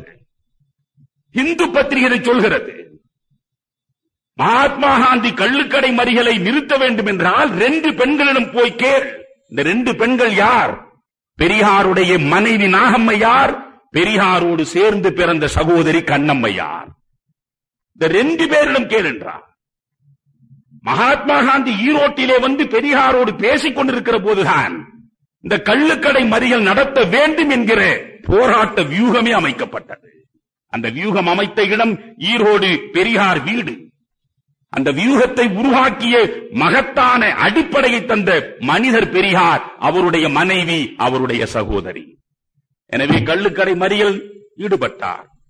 இப்படி என்னென்ன நடந்து அத்தனையும் அவர் செய்து கொண்டே வந்தார். காங்கிரசுக்குள்ளேயே பதவி வேண்டும் என்று கருதியவர்கள் வீதியில் பொதுக்கூட்டம் போட்டு மக்கள் முன்னாலே பேசி பேசி தேசக்கனலை மூட்டுவதனாலே பயனில்லை. அதிகார கட்டமைப்புக்குள்ளே நாம் நுழைந்தாக வேண்டும். அதிகார கட்டமைப்புக்குள் நுழைந்து சட்டம் இயற்றுகிற சட்டமன்றத்திற்குள் போய் நாம் வெள்ளையனை அவன் பிடரி பிடித்து உலுக்க வேண்டும் என்று ஒரு கூட்டம் புறப்பட்டது. வங்காளத்தில் சித்தரஞ்சன் தாஸிலே இருந்து தமிழ்நாட்டில் சத்தியமூர்த்தி வரை மகாத்மா காந்தி அதை ஏற்கவில்லை. தேர்தல் களத்தில் காங்கிரஸ் போய் நிற்பது மகாத்மா காந்திக்கு சம்மதமில்லை. மகாத்மா காந்திக்கு சம்மதமில்லை என்கிற ஒரு காரணத்தினாலேயே தமிழ்நாட்டில் அந்த சுயராஜ்ய கட்சி என்று புறப்பட்டவர்களுக்கு எதிராக போர்க்கோலம் பூண்டுகின்ற மனிதன் பெரியார். மகாத்மா காந்தியின் மீது அப்படி ஒரு மையல். தன்னுடைய சகோதரியின் குழந்தைக்கே காந்தி என்று பெயர் வைத்தவர் பெரியார். எனவே காந்திக்கு பெரியார் விரோதி அல்ல. 1000 முரண்பாடுகளுக்கு பின்னால் காந்தியை விட்டு வெளியே வந்தவர். காங்கிரஸை ஒழித்து விட்டுத்தான் அடுத்த வேலை என்று சூளுரைத்தவர். காந்தியத்தை அழித்து விட்டுத்தான் பிறகு வேலை என்று சொன்னவர். மகாத்மா காந்தி சுடப்பட்ட பிறகு பெரியார் வானொலியில் பேசினார். என்ன சொன்னார் தெரியுமா? இந்த நாட்டிற்கு காந்தி தேசம் என்று பெயர் வைக்க வேண்டும் என்று சொன்னார். எனவே பெரியார் அவர்கள் தனி மனித வெறுப்பின் அடிப்படையில் எவனையும் பார்க்கவில்லை. பெரியாரே ஒரு இடத்தில் சொல்கிறார், நான் எந்த நிலையிலும் கட்சிக்காரனாக இருந்ததில்லை, கொள்கைக்காரனாக இருந்திருக்கிறேன். பெரியார் விமர்சிப்பவர்கள் என்ன சொல்வார்கள்? அவர் ஒரு நாள் காமராஜரை ஆதரித்தார், ஒரு நாள் அண்ணாவை ஆதரித்தார், ஒரு நாள் காந்தி பக்கத்தில் நின்றார், ஒரு நாள் காந்தியை விட்டுவிட்டு ஜஸ்டிஸ் கட்சிக்குள்ளே போனார். அவர் முரண்பாடுகளின் மொத்த உருவமாக இருந்தார் என்று கட்சி கண்ணோட்டத்திலே பேசுவார்கள். கட்சி கண்ணோட்டத்திலே பார்க்கிற பொழுது பெரியார் முரண்பட்டிருக்கிறார். ஆனால் கொள்கை என்று பார்க்கிற பொழுது எந்த கொள்கைக்காக முனிசிபல் சேர்மன் பதவியை தூக்கி எறிந்துவிட்டு அரசியல் களத்தில் சமுதாய களத்தில் வந்து நின்றானோ சாகிற வரை அந்த கொள்கையில் அப்படியே நின்றானவன். எனவே கட்சிக்காரன் இல்லை பெரியார், கொள்கைக்காரனாக பெரியார் இருந்தார். அந்த பெரியார் மதுவிலக்கை செய்தார், கள்ளுக்கடை மறியலில் ஈடுபட்டார். காந்தி எதிர்த்ததற்காகவே சுயராஜ்ய கட்சியை எதிர்த்தார். நண்பர்களே, அதற்கு பின்னால் வைக்கம் விவகாரம். இந்த வைக்கம் விவகாரத்தை பற்றி ரொம்ப ஆழமாக பார்க்க வேண்டும். நம்மில் பல பேருக்கு வைக்கம் குறித்த வரலாறே தெரியாது. அப்படி தெரிந்ததாக நடிக்கக்கூடிய சில பேர் என்ன சொல்கிறார்கள், வைக்கம் கோவிலுக்குள்ளே நுழைவதற்கான போராட்டத்தை, தாழ்த்தப்பட்டவர்களை கோவிலுக்குள்ளே கொண்டு போகிற போராட்டத்தை பெரியார் நடத்தி வைக்கம் வீரரானார் என்று. அது அல்ல வரலாறு. கோவிலுக்குள்ளே போவதல்ல, கோவில் இருக்கக்கூடிய தெருவிலேயே அங்கே தாழ்த்தப்பட்டவனாக கருதப்பட்ட ஈழவர்கள் கால் பதித்து நடக்கக்கூடாது என்று சட்டம் இருந்தது. கோவில் இருக்கக்கூடிய தெருவிலேயே. அதில் என்ன கொடுமை தெரியுமா நண்பர்களே, அந்த கோவில் இருந்த இடம் பிரம்மாண்டமான திறந்த வெளியை சுற்றி சுவர் எழுப்பப்பட்டிருந்தது, மதில் சுவர். பிரம்மாண்டமான வெளி, அது சுற்றி சுவர் இருக்கிறது, அதற்குள்ளே கோயில் இருக்கிறது. கோயில் இருக்கிற அந்த நிலப்பரப்பிலேதான் நீதிமன்றம் இருக்கிறது. கோயில் இருக்கிற அந்த நிலப்பரப்பிலேதான் அரசு அலுவலகங்கள் இருக்கின்றன. எனவே அரசு அலுவலகங்களுக்கு செல்ல வேண்டுமானாலும், நீதிமன்றத்திற்கு செல்ல வேண்டுமானாலும், கோயிலுக்கு செல்ல வேண்டுமானாலும் அந்த இடத்தை நோக்கி ஒரே ஒரு தெரு செல்கிறது. அந்த தெருவில் நடந்து செல்ல வேண்டும். தாழ்த்தப்பட்டவர்கள் வரக்கூடாது என்பதற்காகவே திருவாங்கூர் அரசு அந்த நீதிமன்றத்தில் பணியாற்றக்கூடியவர்களையும் உயர் ஜாதிக்காரர்களாகத்தான் வைத்திருந்தான். அரசு அலுவலகங்களில் பணியாற்றக்கூடியவர்களும் உயர் ஜாதிக்காரர்கள் தான். எனவே உயர் ஜாதிக்காரர்கள் மட்டுமே அங்கே உலவுகிற இடமாக இருந்தது. கேட்டால் கோவிலை காரணமாக காட்டினார்கள். இந்த தாழ்த்தப்பட்டவன், ஈழவன், புலையன், இந்த ரெண்டு ஜாதியை சார்ந்தவர்களும் தெருவிலே நடக்கக்கூடாது. காந்தியம் என்பது ஜாதி ஒழிப்பு என்பதல்ல. இந்த இடத்தில் நான் ரொம்ப சிக்கலான ஒரு செய்தி உங்களுக்கு சொல்ல விரும்புகிறேன். மகாத்மா காந்தியை நீங்கள் புரிந்து கொள்ளுகிற பொழுது, மகாத்மா காந்தி வருணாசிரமத்துக்கு எதிரானவர் இல்லை. நான் இன்னும் ஒருபடி மேலே போகிறேன். ஜாதிகள் இல்லையடி பாப்பா, குல தாழ்ச்சி உயர்ச்சி சொல்லல் பாவம் என்று பேசிய பாரதி வருணாசிரமத்துக்கு எதிரி இல்லை. விவேகானந்தர் வருணாசிரமத்துக்கு எதிரி இல்லை. இதை புரிந்து கொள்ள வேண்டும். ஆன்மீக ஞானியாக போற்றப்படுகிற விவேகானந்தர் வருணாசிரமத்தை ஆதரித்தவர். ஜாதிகள் இல்லையடி பாப்பா என்று பாடிய பாரதி இந்து மதம் சார்ந்த வருணாசிரமத்தை ஆதரித்தவர். மகாத்மா காந்தியும் வருணாசிரமத்தை ஆதரித்தவர். அது என்ன வருணாசிரமம் என்று கேட்டால், அந்த வருணாசிரமத்தின்படி 4 ஜாதி, 4 வகுப்பு, ஜாதி இல்லை என்று. பிராமணன் ஓதலும் ஓதுவித்தலும் அதை தொழிலாக கொண்டவர். சமுதாயத்திற்கு அறிவு கொளுத்துகிற, அறிவை கொடுக்கிற, கல்வியை தருகிற ஆற்றல் பெற்றவர்கள் பிராமணர்கள். அதற்கடுத்து சத்திரியன், சமுதாயத்தை மாற்றாரிடமிருந்து காக்கிற வல்லமை வாய்ந்த வகுப்பை சார்ந்தவர்கள் சத்திரியர்கள்.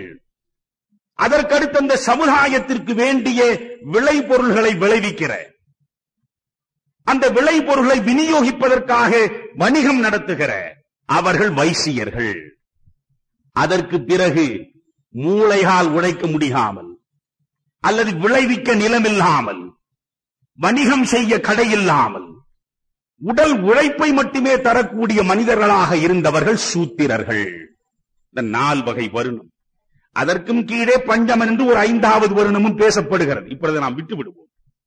இந்த 4 வருணங்கள், இதுதான் வருணாசிரம தர்மத்தின் அடிப்படை அமைப்பு. விவேகானந்தர் என்ன சொல்கிறார்? இந்த வருணாசிரம தர்மம் தான் ஒரு சமூக அமைப்பை சரியாக வைத்திருக்க முடியும். ஆனால் பிறப்பு சார்ந்ததல்ல இந்த வருணாசிரமம். இதை தெளிவாக நீங்கள் புரிந்து கொண்டால் போதும். பிராமணனுக்கு மகனாக பிறந்ததனாலேயே பிராமணன் இல்லை. ஓதல் தொழிலை நடத்துகிற அறிவின் ஆற்றலை பெற்றால் அவன் பிராமணன். உடல் உழைப்பை தருகிற சூத்திரன் கூட ஓதுவிக்கிற ஆற்றலை பெற்றுவிட்டால் அவன் பிராமணனாக முடியும். பிராமணனாக பிறந்தாலும் மூளையற்றவனாய் உடல் உழைப்பு மட்டுமே உள்ளவனாய் இருந்தால் அவன் சூத்திரனாக போய் சேர வேண்டும். எனவே தொழில் சார்ந்த வகுப்பு, அப்படிப்பட்ட வகுப்புகள் இருப்பதுதான் ஒரு சமூகத்திற்கு நலன் பயக்கும். இதில் உயர்வும் இல்லை, தாழ்வும் இல்லை. அதற்கு விவேகானந்தர் எடுத்துக்காட்டு சொல்கிறார். விஸ்வாமித்திரன் அரசன், சத்திரியன். ஆனால் சத்திரிய குலத்திலே பிறந்த விஸ்வாமித்திரன் தன்னுடைய வேள்வியால், தான் நடத்திய வாழ்க்கையால், தன் அறிவின் ஆற்றலால் அவன் மகரிஷியாக மாறினான். சத்திரியனாக இருந்த விஸ்வாமித்திரன் நண்பர்களே பிராமணனாக வந்து உட்கார முடிகிறது என்றால் ஒரு இடத்திலிருந்து இன்னொரு இடத்திற்கு வர முடியும். இதில் வகுப்புகளுக்குள்ளே உயர்வு தாழ்வு கிடையாது என்று அவர் சொன்னார். காந்தியும் அதே கணக்கிலேதான் வருணாசிரமத்தை பார்க்கிறார். பாரதியும் அதே கணக்கிலேதான் வருணாசிரமத்தை பார்க்கிறார். ஆனால் இந்த மண்ணில் வருணாசிரமம் அத்தோடு நின்று விட்டதா என்பதுதான் கேள்வி. 4 வகுப்போர் நின்ற வருணாசிரமம் 4000 ஜாதிகளாக கிளை பரப்பி விடவில்லை. அது எனவே ஜாதிகளாக கிளை பரப்பி அசுர விருட்சமாக வளர்ந்திருக்கக்கூடிய அந்த இடத்தில் வருணாசிரமத்தை காப்பதற்கு புறப்பட்டால் அது எப்படி சரியாக இருக்கும் என்பதுதான் பெரியாரின் கேள்வி. எனவே எங்கே பெரியார் முரண்படுகிறார் என்கிற இடத்தை மட்டும் நீங்கள் பார்க்க வேண்டும். அதனால் அந்த வைக்கத்தில் தாழ்த்தப்பட்டவர்களாக இருக்கிற இந்த புலையர்களும் இந்த ஈழவர்களும் தெருவிலேயே நடக்கக்கூடாது என்றார். அந்த நேரத்தில் கேரளாவில் கேரளா காங்கிரஸ் கமிட்டி இருந்தது, தமிழ்நாட்டில் தமிழ்நாடு காங்கிரஸ் கமிட்டி இருந்தது, ஆந்திராவில் தெலுங்கர்களுக்காக ஆந்திரா காங்கிரஸ் கமிட்டி. மொழி வழியாக அன்றைக்கு விடுதலை போராட்ட காலத்தில் காங்கிரஸ் மொழி வழியாகவே அமைப்புகளை வைத்திருந்தது. அப்பொழுது கேரளாவில் இந்த வைக்கம் போராட்டத்தை முன்னெடுத்து சென்றவர் KP கேசவமேனன். மிகச்சிறந்த அற்புதமான ஆற்றல் மிக்க வழக்கறிஞராக இருந்தவர். அவர் பிறகு பர்மாவுக்கும் போனவர். அந்த KP கேசவமேனன் போன்றவர்கள் எல்லாம் சேர்ந்து இந்த போராட்டத்தை தொடங்கி விடுகிறார்கள். வைக்கம் தெருவில், அந்த கோவில் இருக்கக்கூடிய தெருவில் ஈழவனும் புலையவனும் எவனும் நடக்கலாம் என்கிற போராட்டத்தை தொடங்கி விடுகிறார்கள். கேசவமேனனும் அவரை சார்ந்த தோழர்களும் கைது செய்யப்படுகிறார்கள்.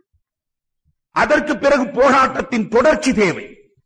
அப்படி போராட்டத்தை தொடருகிற போது நண்பர்களே, மதுரை வழக்கறிஞர் சொன்னேனே, அவர் மலையாளி, ஜார்ஜ்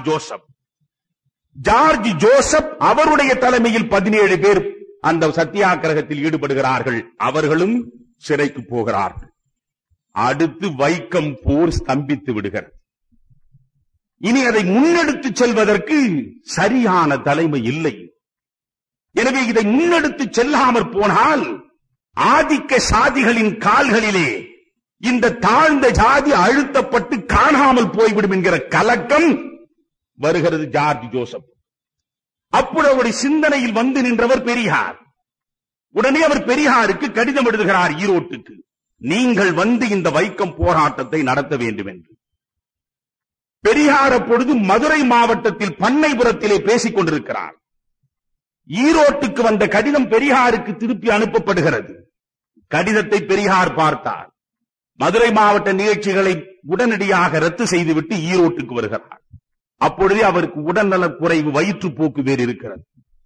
இருந்தாலும் தன் உடல்நலம் குறித்து கவலைப்படாமல், தான் எங்கு செல்கிறோம் என்கிற செய்தியையும் வீட்டில் சொல்லாமல் மூட்டை கட்டி கொண்டு அவர் வைக்கத்திற்கு புறப்பட்டு விடுகிறார். நண்பர்களே, வைக்கத்திற்கு பெரியார் வருகிற செய்தி திருவாங்கூர் அரசருக்கு தெரிகிறது. திருவாங்கூர் அரசர் வைக்கத்திற்கு வருகிற பெரியாரை வரவேற்பதற்கு கமிஷனர், போலீஸ் கமிஷனர் பிட் அவனை அனுப்பி வைக்கிறார். திவானை அனுப்பி வைக்கிறான். அந்த அளவுக்கு திவானையும் கமிஷனரையும் அனுப்பி பெரியாரை வரவேற்கிறான். காரணம், நண்பர்களே, திருவாங்கூரிலே இருந்து சென்னைக்கும் டெல்லிக்கும் அந்த அரசன் செல்ல வேண்டும் என்றால் ஈரோடு மார்க்கமாக மட்டும்தான் அப்பொழுது செல்ல முடியும். ஈரோடு மார்க்கமாக செல்லுகிற பொழுது ஈரோட்டில் இறங்கி பெரியாருடைய பங்களாவிலேதான் அவன் இளைப்பாறுவது வழக்கம். அந்த அரசனோடு வருகிற பரிவாரங்கள் அனைத்தும் பெரியார் கட்டி வைத்த சத்திரத்திலேதான் இளைப்பாறுவது வழக்கம். எனவே திருவாங்கூர் அரசன் பார்க்கிறான், எத்தனை முறை அங்கே சென்றிருப்போம், எத்தனை முறை உண்டிருப்போம். அந்த நன்றி கடனை தீர்ப்பதற்காக இப்பொழுது அவருக்கு பெரிய வரவேற்பை கொடுத்து சகல வசதிகளும் செய்ய முனைகிறான். அந்த வசதிகளை பெரியார் ஏற்றுக்கொள்ளவில்லை. ஆனால் இவர்களெல்லாம் வந்து வரவேற்கிற பொழுது அந்த சத்தியாகிரகத்தில் ஈடுபட்டவர்களுக்கே சந்தேகம் வருகிறது, இவர் நம்ம ஆளா அல்லது திருவாங்கூர் அரசனுடைய கையாளா என்று. ஏனென்றால் முதல் நாள் மறியல் நடக்கிற பொழுது பெரியாரை அவர்கள் கைது செய்யவில்லை. பிறகு 2ஆம் நாளும் பெரியார் மூர்க்கமாக போராடுகிறார். வேறு வழியில்லாமல் அவரை, நண்பர்களே, சாதாரண காவலில் 1 மாதம் வைக்கிறார். அரசனுக்கு அதிலே மகிழ்ச்சி இல்லை. தன்னுடைய உற்ற நண்பன், நம்மை விருந்து உபசரித்தவன், அவனை கொண்டு போய் காராகிரகத்தின் கம்பிகளுக்குள்ளே வைக்க வேண்டிய கட்டாயம் நேர்ந்து விட்டதே என்று நெஞ்சு புண்ணாகிறது. ஆனாலும் சட்டத்தை மீறுகிறான். எனவே நம்முடைய சட்டத்தின் அடிப்படையை ஆட்டி பார்க்கிற பெரியாரை விட்டு விடுவதற்கான வாய்ப்பில்லாததால் கொட்டடிக்குள்ளே வைத்தான். 1 மாத சிறைக்குள்ளே இருந்த பெரியார் சிறைப்பட்டு விட்டார் என்ற செய்தி நாகம்மையாருக்கு கிடைக்கிறது. எப்படிப்பட்ட மனைவி நண்பர்களே! அந்த நாகம்மையார் உடனே தன்னுடைய பெரியாரின் சகோதரி கண்ணம்மையோடு வைக்கம் வந்து சேர்கிறார். நாகம்மையும் கண்ணம்மையும் சேர்ந்து மறியலை நடத்துகிறார்கள். தொடர்ச்சியாக மறியல் வேகப்படுகிறது. சிறைக்கூடத்திலே இருந்து விடுவிக்கப்பட்ட பெரியார் மீண்டும் களத்திலே இறங்குகிறார். களத்திலே இறங்கி கடுமையாக போராடுகிறார். இந்த முறை அரசனுக்கு வேறு வழியில்லை. நண்பர்களே, திருவனந்தபுரத்து சிறையில் பெரியாருக்கு 6 மாதம் கடுங்காவல் தண்டனை கொடுத்தான். 6 மாத கடுங்காவல் தண்டனையை பெரியார் எப்படி அனுபவித்தார் என்று K.P. கேசவ மேனன் தன்னுடைய சுயசரிதையில் எழுதி வைத்திருக்கிறான். அவற்றையெல்லாம் நீங்கள் தேடி படிக்க வேண்டும். K.P. கேசவ மேனன் சுயசரிதையில் சொல்கிறான், எவ்வளவு செல்வ வளம் பெற்ற இந்த மனிதன், திருவாங்கூர் அரசனுக்கே விருந்து கொடுக்கக்கூடிய அளவுக்கு வளமான இந்த மனிதன் எங்கேயோ இருந்து இந்த மண்ணின் மக்களின் நலன் காப்பதற்காக, இங்கே தாழ்த்தப்பட்டவனுடைய வாழ்க்கையை உயர்த்துவதற்காக வந்து சிறையிலே இருக்கிறானே, அவனுடைய கால்களில் விலங்கு போடப்பட்டிருக்கிறது. பெரியாருடைய கால்களில் விலங்கு போடப்பட்டிருக்கிறது. கால்களில் விலங்கு, தலையில் கைதிக்கே உரிய தலை தொப்பி, கழுத்தில் இத்தனையாவது எண் என்று போட்ட மரப்பலகை தொங்கிக் கொண்டிருக்கிறது. கைதி எண் உள்ள மரப்பலகையோடும் கைதிக்குரிய தொப்பியோடும் காலில் விலங்கோடும் கடுங்காவல் தண்டனையை, நண்பர்களே, தமிழ்நாட்டிலே உள்ளவனுக்காக அல்ல, கேரளாவிலே இருக்கிற அந்த தாழ்த்தப்பட்ட எளிய சகோதரர்களுக்காக ஏற்றுக்கொண்ட உள்ளம் பெரியாருக்கு இருந்தது. அந்த பெரியாரை நினைந்து பார்க்க நெஞ்சம் நமக்கு இல்லாமற் போனால் நாம் மனிதர்களே இல்லை என்பதுதான் போல். எனவே பெரியார் கடுங்காவல் தண்டனையில் இருக்கிறார். அப்பொழுது நண்பர்களே, திடீரென்று ஒரு நாள் ராஜா செத்து போகிறார். அது கூட ராஜா எப்பொழுது செத்து போகிறார் என்றால், சத்துருகளை அழிப்பதற்காக ஒரு யாகம் நடத்துகிறார்கள். ராஜாவுக்கு யாரெல்லாம் சத்துருக்களோ அந்த சத்துருக்கள் அழிவதற்காக ஒரு யாகம் நடத்துகிற போது ராஜாவே செத்து போகிறார். ராஜா செத்தார். செத்த பிறகு பெரியார் சிறையிலே இருக்கிறார். வான வேடிக்கை, வெடிச்சத்தம் ஏராளமாக தொடர்ந்து கேட்கிறது. அங்கிருந்த சிறை வார்டனை அழைத்து பெரியார் கேட்டார், என்னப்பா திடீரென்று வான வேடிக்கை நடக்கிறது? ஒன்றுமில்லை, நம்முடைய அரசர் திருநாடு புகுந்து விட்டார் என்றார். அதாவது போய் சேர்ந்து விட்டார் என்று பொருள். திருநாடு புகுந்து விட்டார் எனவே திருநாடு புகுந்த அரசர் திருநாடு புகுந்தால் நாங்கள் அதை துக்கமாக கொண்டாடுவதில்லை. ஒருவேளை இவன் போய் தொலைந்தானே என்பதற்காக மகிழ்ச்சியாக கொண்டாடுகிறான், அது வேறு கதை. ஆனால் வான வேடிக்கை நடத்தி அதை மகிழ்ச்சியாக கொண்டாடினார்கள். அதற்கு பிறகு அவருடைய மனைவி அரச பொறுப்பை ஏற்றுக்கொண்டார். அரசி ஆட்சி நாற்காலில் வந்து சேர்ந்தவுடன் அத்தனை கைதிகளும் விடுதலை செய்யப்பட்டார்கள். அதில் பெரியாரும் விடுதலையானார். ஆனால் பெரியாருக்கு மட்டும் நிபந்தனை விதித்தார்கள். ஒரு குறிப்பிட்ட எல்லையை தாண்டி வைக்கம் உள்ளே அவர் நுழையக்கூடாது என்று தடை விதித்து அவரை திருவனந்தபுரத்தை உட்கார வைத்தார். பெரியார் இருக்கிறார். மறியல் போராட்டம் வேகப்பட்டு விட்டது. இதை அரசி பார்க்கிறார். நம்மால் இனி இதை தாங்க முடியாது என்று கருதி பெரியாரோடு சமரசம் செய்து கொள்ள வேண்டும் என்கிற சூழலுக்கு அந்த பெண்மணி வந்து சேருகிறார். அப்பொழுது நண்பர்களே, அவருடைய திவான், அவர் ராஜாஜிக்கு கொஞ்சம் நெருக்கமானவர். ராகவையா என்று பெயர் அவருக்கு. அந்த திவான் ராகவையா என்ன செய்கிறார்? ராஜாஜிக்கு நீங்கள் வந்து சமரசம் செய்து பெரியாரோடு பேசி இந்த சிக்கலை தீர்த்து விட வேண்டும் என்கிறார். அரசி ஈழவர் ஆனாலும் சரி, புலையர்கள் ஆனாலும் சரி, யார் வேண்டுமானாலும் இனி அந்த தெருவிலே நடக்கட்டும் என்ற முடிவிற்கு வந்து விட்டார். எனவே அந்த முடிவின் அடிப்படையில் ஒரு சமரச ஒப்பந்தத்தை உருவாக்குவதற்கு ராஜாஜி வந்தால் நல்லது என்று இந்த ராகவையா சொன்னார். ராகவையா செய்தி கொடுத்தார். ராஜாஜி பார்த்தார். அண்ணல் காந்தியடிகளின் தலைமையில் இந்த சமரச ஒப்பந்தம் நடந்தால் அது காந்தியடிகளுக்கே பெருமையாக இருக்கும் என்று கருதி அவர் மகாத்மாவோடு வந்து திருவனந்தபுரத்தில் இறங்கினார். மகாத்மாவும் ராஜாஜியும் இந்த அரசியை பார்த்தார்கள், பேசினார்கள். இந்த அரசி சொன்னார், தெருவில் நடக்கலாம், நான் சம்மதிக்கிறேன். சரி, அப்பொழுது பிரச்சனை முடிந்து விட்டது, அது பெரியாரிடம் நாம் சொல்லிவிட வேண்டியதானே என்றார் மகாத்மா. உடனே அரசி சொன்னார், இந்த பெரியாரத்தோடு விட மாட்டாரே, தெருவிலே நடப்பதற்கு அனுமதி கொடுத்தால் பிறகு கோவிலுக்குள்ளே நுழைய வேண்டும் என்று கேட்பாரே, பிரச்சனை பெரிதாக போகுமே, அதனால் அதை நீங்கள் தெருவோடு நிறுத்துவதற்கு உங்கள் செல்வாக்கை பயன்படுத்த வேண்டும் என்று அரசி மகாத்மாவிடம் சொன்னார். பிறகு மகாத்மா திருவனந்தபுரத்தில் இருக்கிற பெரியாரை தேடி செல்கிறார். பெரியாரை தேடி சென்று மகாத்மா காந்தி ராஜாஜியை வைத்துக் கொண்டு பெரியாரோடு பேசுகிறார். பெரியாரின் போராட்டம் எதுவாக இருந்தாலும் அதில் ஒரு நேர்மை இருக்கும். நீங்கள் ஒன்று புரிந்து கொள்ளுங்கள், பெரியார் எத்தனையோ போராட்டங்கள் நடத்தி இருக்கிறார். வன்முறை சார்ந்த ஒரு போராட்டத்தை கூட தன் வாழ்நாளில் ஒரு நாளும் நடத்தாத மனிதன் பெரியார். சத்தியாகிரகம் அகிம்சை என்று காந்தி சொன்னார், காந்தி வாழ்ந்தார். அதே சத்தியாகிரகத்தை, அகிம்சையை சொல்லாமலேயே கடைசி வரை கடைபிடித்தவர் பெரியார். பெரியார் என்றைக்காவது நண்பர்களே, ஒரு மசூதியை இடிப்பதற்கு உள்ளே செல்வது போல் ஒரு கோவிலை இடிப்பதற்கு என்றைக்காவது தன்னுடைய தொண்டர்களை அனுப்பி இருக்கிறாரா என்றால் கிடையாது. பிள்ளையார் சிலையை உடைக்கிற பொழுது கூட கடையிலே விற்கிற பிள்ளையாரை வாங்கி தெருவிலே உடை என்று சொன்னாரே தவிர, கோவிலிலே இருக்கிற பிள்ளையாரையோ அரசமரத்தடியில் இருக்கிற பிள்ளையாரையோ நீ உடைத்து விட்டு வா என்று ஒருபோதும் சொல்லாத மனிதன் பெரியார். எந்த நிலையிலும் வன்முறைக்கு அவர் இறையானதில் கத்தி வைத்துக் கொள்ளுங்கள் என்று சொன்னார். ஆனால் கத்தியிலே குத்தி விட்டு வாருங்கள் என்று ஒருபோதும் அவர் சொல்லவில்லை. அவர் போராட்டத்திலும் ஒரு நேர்மை இருந்தது. எனவே மகாத்மா காந்தியிடம் போய் பேசினார்.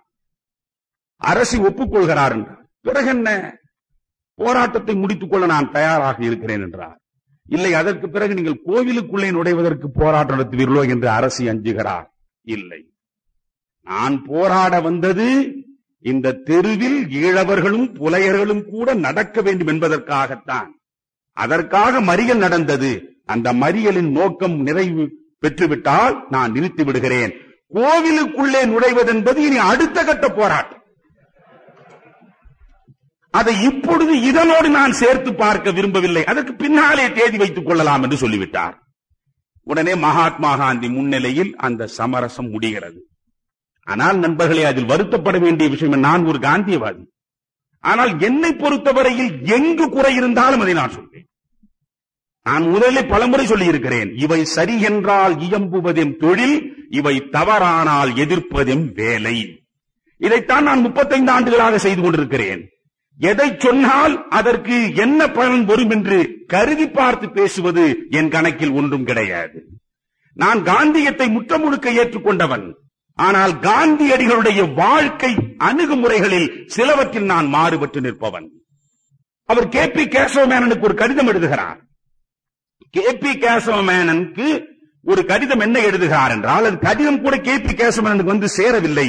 அவர் எழுதிய கடிதம் இந்து பத்திரிகையில் வெளியாகிறது.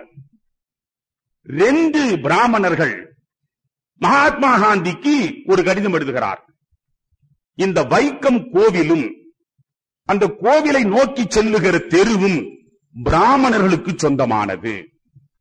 அதில் போய் மற்றவர்கள் நடக்க வேண்டும் என்று வற்புறுத்துவது வன்முறை ஆகாதா, அத்துமீறல் ஆகாதா என்று 2 பிராமணர்கள் மகாத்மாவுக்கு கடிதம் எழுதுகிறார்கள்.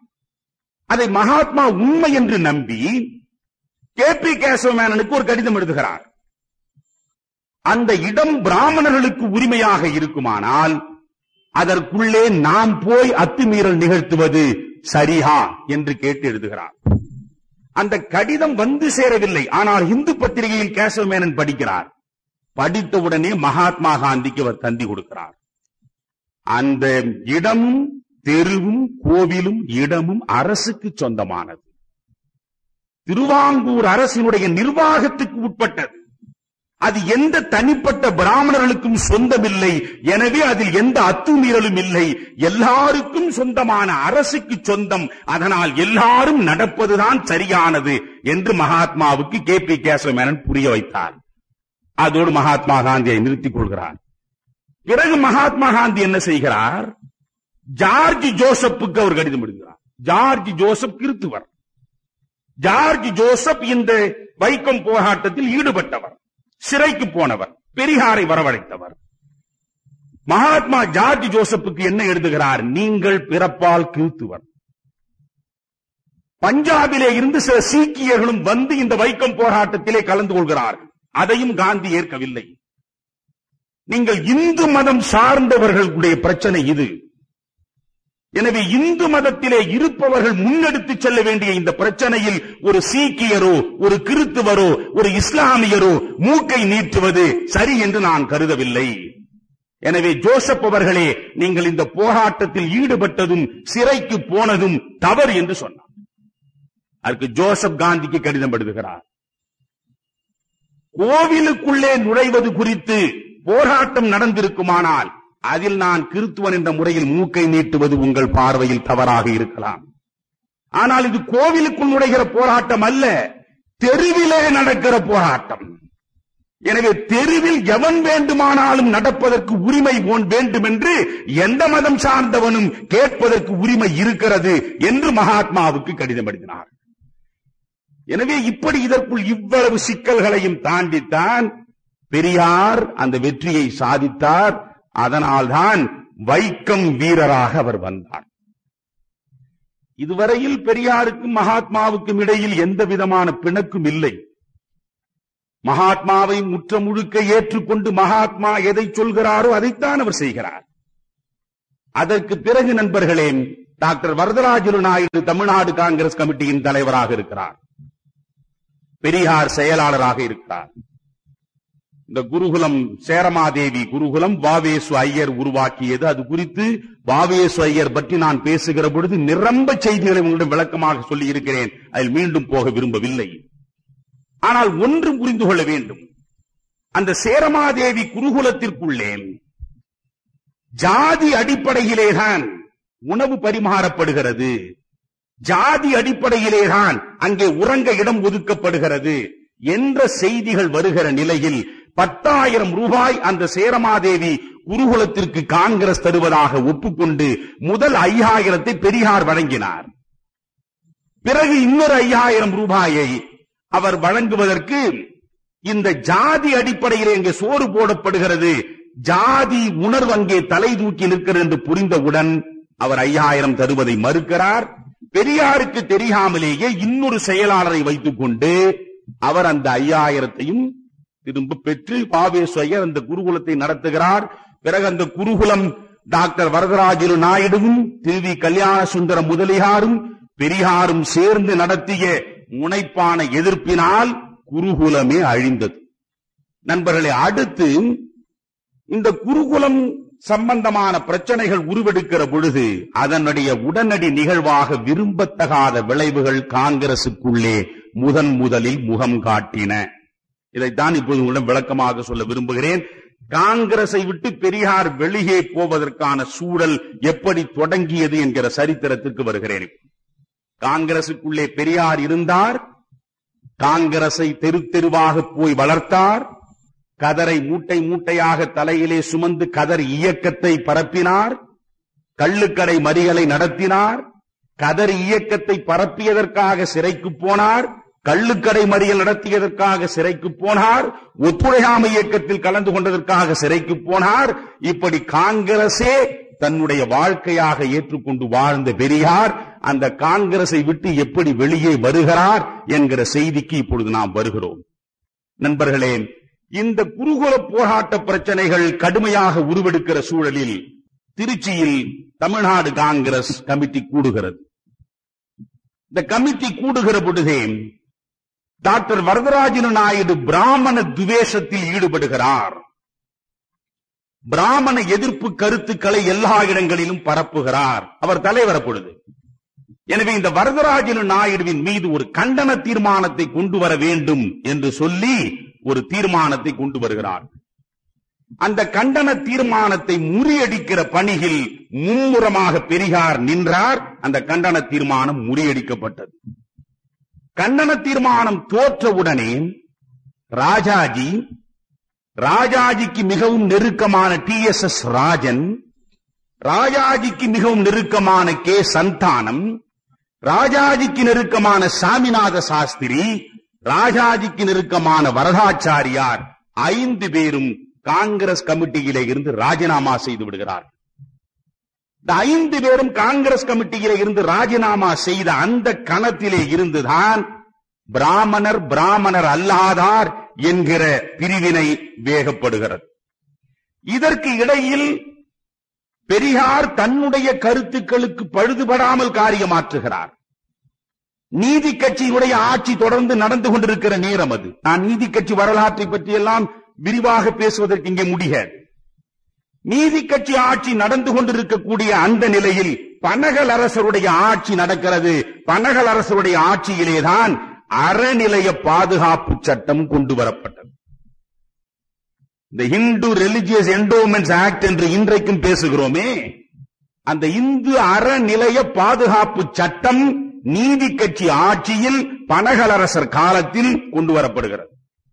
அப்பொழுது பெரியார் காங்கிரஸ்காரராக இருக்கிறார். உடனே இந்த காங்கிரஸில் இருந்த அத்தனை பேரும் மதத்திற்குள்ளே இந்த ஆட்சி மூக்கை நீட்டுகிறது என்று கடுமையாக எதிர்க்கிற பொழுது ஒரே ஒரு குரல் மட்டும் அந்த அறநிலைய பாதுகாப்பு சட்டத்திற்கு ஆதரவாக எழுந்தது. அந்த குரலுக்கு உரியவர் பெரியார்.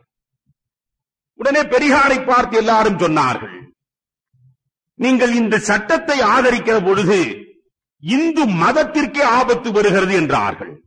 பெரியார் அதற்கு அழகாக பதில் சொன்னார், இதில் இந்து மதத்திற்கு ஆபத்து என்று நான் கருதவில்லை. இந்து மதத்தின் பெயராலே கோவில் சொத்தை கொள்ளையடிப்பவர்களுக்கு வேண்டுமானால் ஆபத்து வந்திருக்கிறது என்று சொல்லுங்கள். எனவே அந்த கோவில் சொத்துக்கள் முறையாக பராமரிக்கப்பட வேண்டும். அது சில தனிப்பட்ட மனிதர்கள் விருப்பு வெறுப்பு சார்ந்ததாக இருக்கக்கூடாது. பொதுமக்கள் பணத்திலே உருவெடுக்கக்கூடிய கோவில் நிதி பொதுமக்கள் நலன் சார்ந்த அரசின் நிர்வாகத்தில் இருக்க வேண்டும் என்று பெரியார் காங்கிரஸ் தலைவர்களில் இருந்து முற்றிலும் மாறுபட்டு இந்த ரிலிஜியஸ் என்டோமெண்ட் ஆக்டை ஆதரிக்கிறார். இது கொஞ்சம் கொஞ்சமாக இவர்களுக்குள்ளே வருகிற விரிசல். அதற்கு பிறகு நண்பர்களே, இந்த வகுப்புவாரி பிரதிநிதித்துவ வரலாறு, இன்றைக்கு பேசப்படுகிற சமூக நீதி, இன்றைக்கு பேசப்படுகிற இடஒதுக்கீடு, இன்றைக்கு 69% வரையில் பிற்படுத்தப்பட்டவர்களுக்கு இடஒதுக்கீடு என்று பேசிக் கொண்டிருக்கிறோமே, இது யாருடைய காணிக்கை? இது எங்கிருந்து வந்து சேர்ந்தது? இது எவனுடைய வியர்வை விழுந்ததனாலே விளைந்து வெளியே வந்தது என்ற வரலாறு நமக்கு புரிய வேண்டும். அதனால் இது குறித்து கொஞ்சம் விரிவாக உங்களுக்கு நான் சொல்கிறேன். பெரியார் அவர்கள் காங்கிரசுக்குள் இருக்கிற பொழுதே மக்கள் தொகையில் அந்தந்த ஜாதி வாரியாக எவ்வளவு மக்கள் இருக்கிறார்களோ அவர்களுடைய ஜாதி வாரியான எண்ணிக்கைக்கு ஏற்ற பிரதிநிதித்துவம் அரசு பணிகளிலும் கல்வி துறைகளிலும் வேலை வாய்ப்புகளிலும் இருக்க வேண்டும் என்று அவர் போராடத் தொடங்கினார். அது ஆட்சி அதிகாரம் என்றாலும் சரி, அரசு பணிகள் என்றாலும் சரி, கல்வி நிலையங்கள் என்றாலும் சரி, எல்லாவற்றிலும் அந்தந்த ஜாதியின் எண்ணிக்கை எவ்வளவு இருக்கிறதோ அதற்கு ஏற்ப இடஒதுக்கீடு இருக்க வேண்டும், ப்ரொபோர்ஷனேட்டாக. அதுதான் நீங்கள் ஜாதிகளுக்கு இடையே ஒரு சமத்துவத்தை காண முடியும் என்று அவர் கருதுகிறார். இந்த பிரச்சனை நீதி கட்சி ஏற்கனவே தொடங்கி வைத்த பிரச்சனை. இந்த நீதி கட்சி தமிழ்நாட்டில் தொடங்குவதற்கு முன்னாலேயே இது மராட்டியத்திலே இருந்து கர்நாடகம் வரை ஏற்கனவே தொடங்கப்பட்டு விட்ட பிரச்சனை. அவற்றையெல்லாம் வளர்த்தெடுத்து விரிவாக சொல்ல நான் விரும்பவில்லை. தமிழ்நாட்டுக்குள்ளே நடந்ததை மட்டும் நான் பேசுகிறேன். 5 ஆண்டு கால போராட்டம் பெரியார் காங்கிரசுக்குள்ளே நடத்தி வெற்றி பெற முடியாததனாலே தான் வெளியே போனார். அதை நீங்கள் புரிந்து கொள்ள வேண்டும். 1920 திருநெல்வேலி காங்கிரஸ் மாநாட்டில் இந்த வகுப்புவாரி பிரதிநிதித்துவம் வேண்டும் என்று தீர்மானம் கொண்டு வருகிறார். அப்பொழுது நண்பர்களே, சீனிவாச ஐயங்கார் அகில இந்தியாவையும் நண்பர்களே ஆட்சி படைத்த தேசிய தலைவர்கள் ஒருவராக, காந்திக்கு நெருக்கமாக இருந்த மனிதர்கள் ஒருவர் அவர். எனவே சீனிவாச ஐயங்கார் எழுந்து நின்று இது சமூக நலனுக்கு உகந்ததல்ல, இது சமுதாய நலனுக்கு எதிரான ஒன்று என்று கடுமையாக கண்டனம் செய்து அங்கே அந்த தீர்மானம் வர முடியாத ஒரு சூழ்நிலையை உருவாக்குகிறார். பெரியாரின் முயற்சி 1920 நெல்லை காங்கிரஸ் மாநாட்டில் தோற்றது. பிறகு பெரியார் ஒரு போராளி, ஒரு கொள்கையை எடுத்து முன்னெடுத்து செல்லுகிற பொழுது அதை முடிக்கிற வரையில் ஓயாத மனிதன். 1921 தஞ்சையில் தமிழ்நாடு காங்கிரஸ் கமிட்டி கூடுகிறது.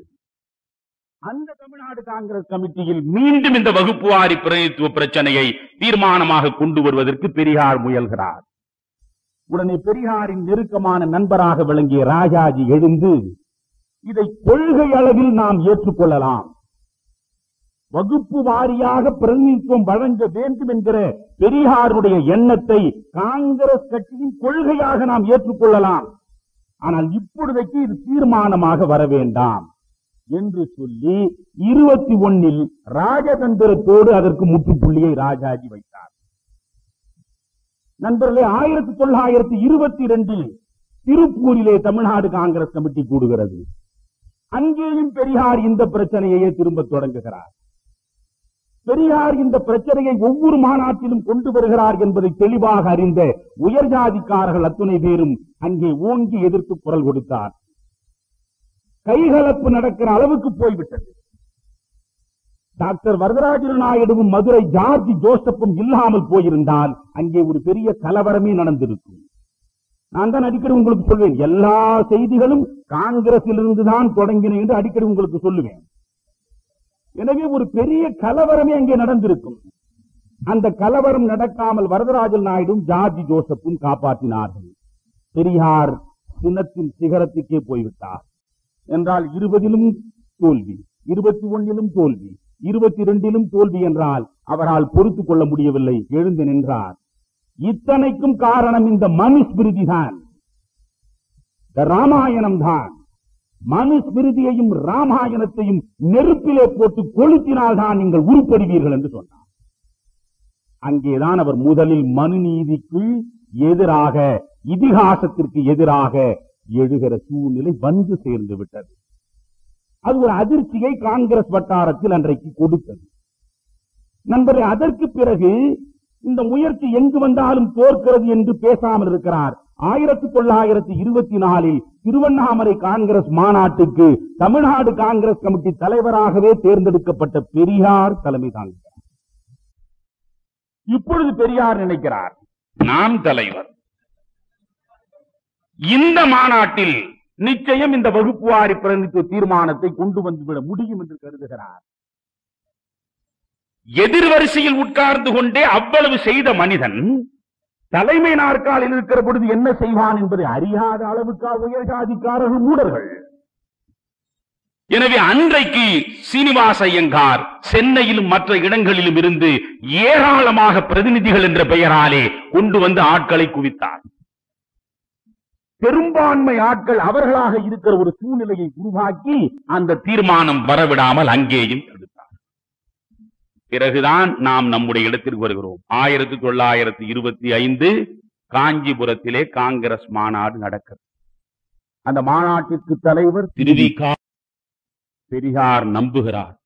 திருவிகாவும் பெரியாரும் இரண்டர கலந்தவர்கள், இதயம் தோய்ந்தவர்கள், அன்பு சார்ந்தவர்கள், நெருங்கிய நண்பர்கள். நான் சொன்னேன் ஏற்கனவே, காங்கிரஸ் என்றால் நாயுடு, நாயக்கர், முதலியார். எனவே நம்முடைய நாயக்கர் தீர்மானம் கொண்டு வந்தால் நம்முடைய நாயுடுவும் நம்முடைய முதலியாரும் சேர்ந்து ஆதரிப்பார்கள். அதில் நாயுடு எதிரே உட்கார்ந்து கொண்டிருக்கிறார், நம்முடைய பக்கத்தில் முதலியாரே ஆசனத்தில் அமர்ந்திருக்கிறாரே, முடிந்து போகும் சுபமாக என்று கருதி அந்த தீர்மானத்தை கொண்டு வருகிறார். அந்த தீர்மானத்தை கொண்டு வந்தது திருவிகா நடந்து கொண்ட விதம், நண்பர்களே, அதில் சீனிவாச ஐயங்காருடைய பங்கு, ராஜாஜியுடைய பங்கு, இவற்றையெல்லாம் சொன்னால் ஒரு பெரிய மகாபாரதம். எனவே அவ்வளவு நீள மகாபாரதம் சொல்ல விரும்பவில்லை. என்ன நடந்ததென்றால் அந்த தீர்மானத்தை கொண்டு வர விடவில்லை. தெரியும், பெரியாருக்கு நெருங்கிய நண்பர் திருவிகா. திருவிகாவை வைத்துக் கொண்டு இந்த தீர்மானம் வரும் என்று தெரிந்தது. ஒரு பக்கம் திருவிகாவின் பக்கத்தில் ராஜாஜி அமர்ந்தார், இன்னொரு பக்கம் சீனிவாச ஐயங்கார் அமர்ந்தார். இந்த 2 பேருக்கும் நடுவில் நம்முடைய திருவிகா துவண்டார். பெரியார் நம்பிக்கையோடு தீர்மானம் கொடுத்தார். இது விஷய ஆலோசனை கமிட்டியில் இருந்து எடுத்தால் நிறைய செய்தி உங்களுக்கு சொல்லுவேன், நான் சுருக்கமாக சொல்கிறேன். தீர்மானம் வருகிறது, உடனே என்ன தொடர்ந்து மாநாடு நடக்கிறது, ஏராளமான தீர்மானங்கள். கட்சியில் இருக்கிற அரசியல்வாதிகள் எல்லாம் சாதாரணமாக புரியும். ஒரு தீர்மானத்தை சாகடிப்பதென்றால் ரொம்ப சாதாரணமாக சாகடிக்கலாம். ஒன்று யாராவது எழுந்து பேசிக்கொண்டே தொலைத்து விடலாம், அல்லது ஒரு தீர்மானத்தை ஒருவன் கொண்டு வர நினைக்கிற பொழுதே இன்னொரு தேவையில்லாத ஒரு 100 தீர்மானத்தை கொண்டு வரலாம்.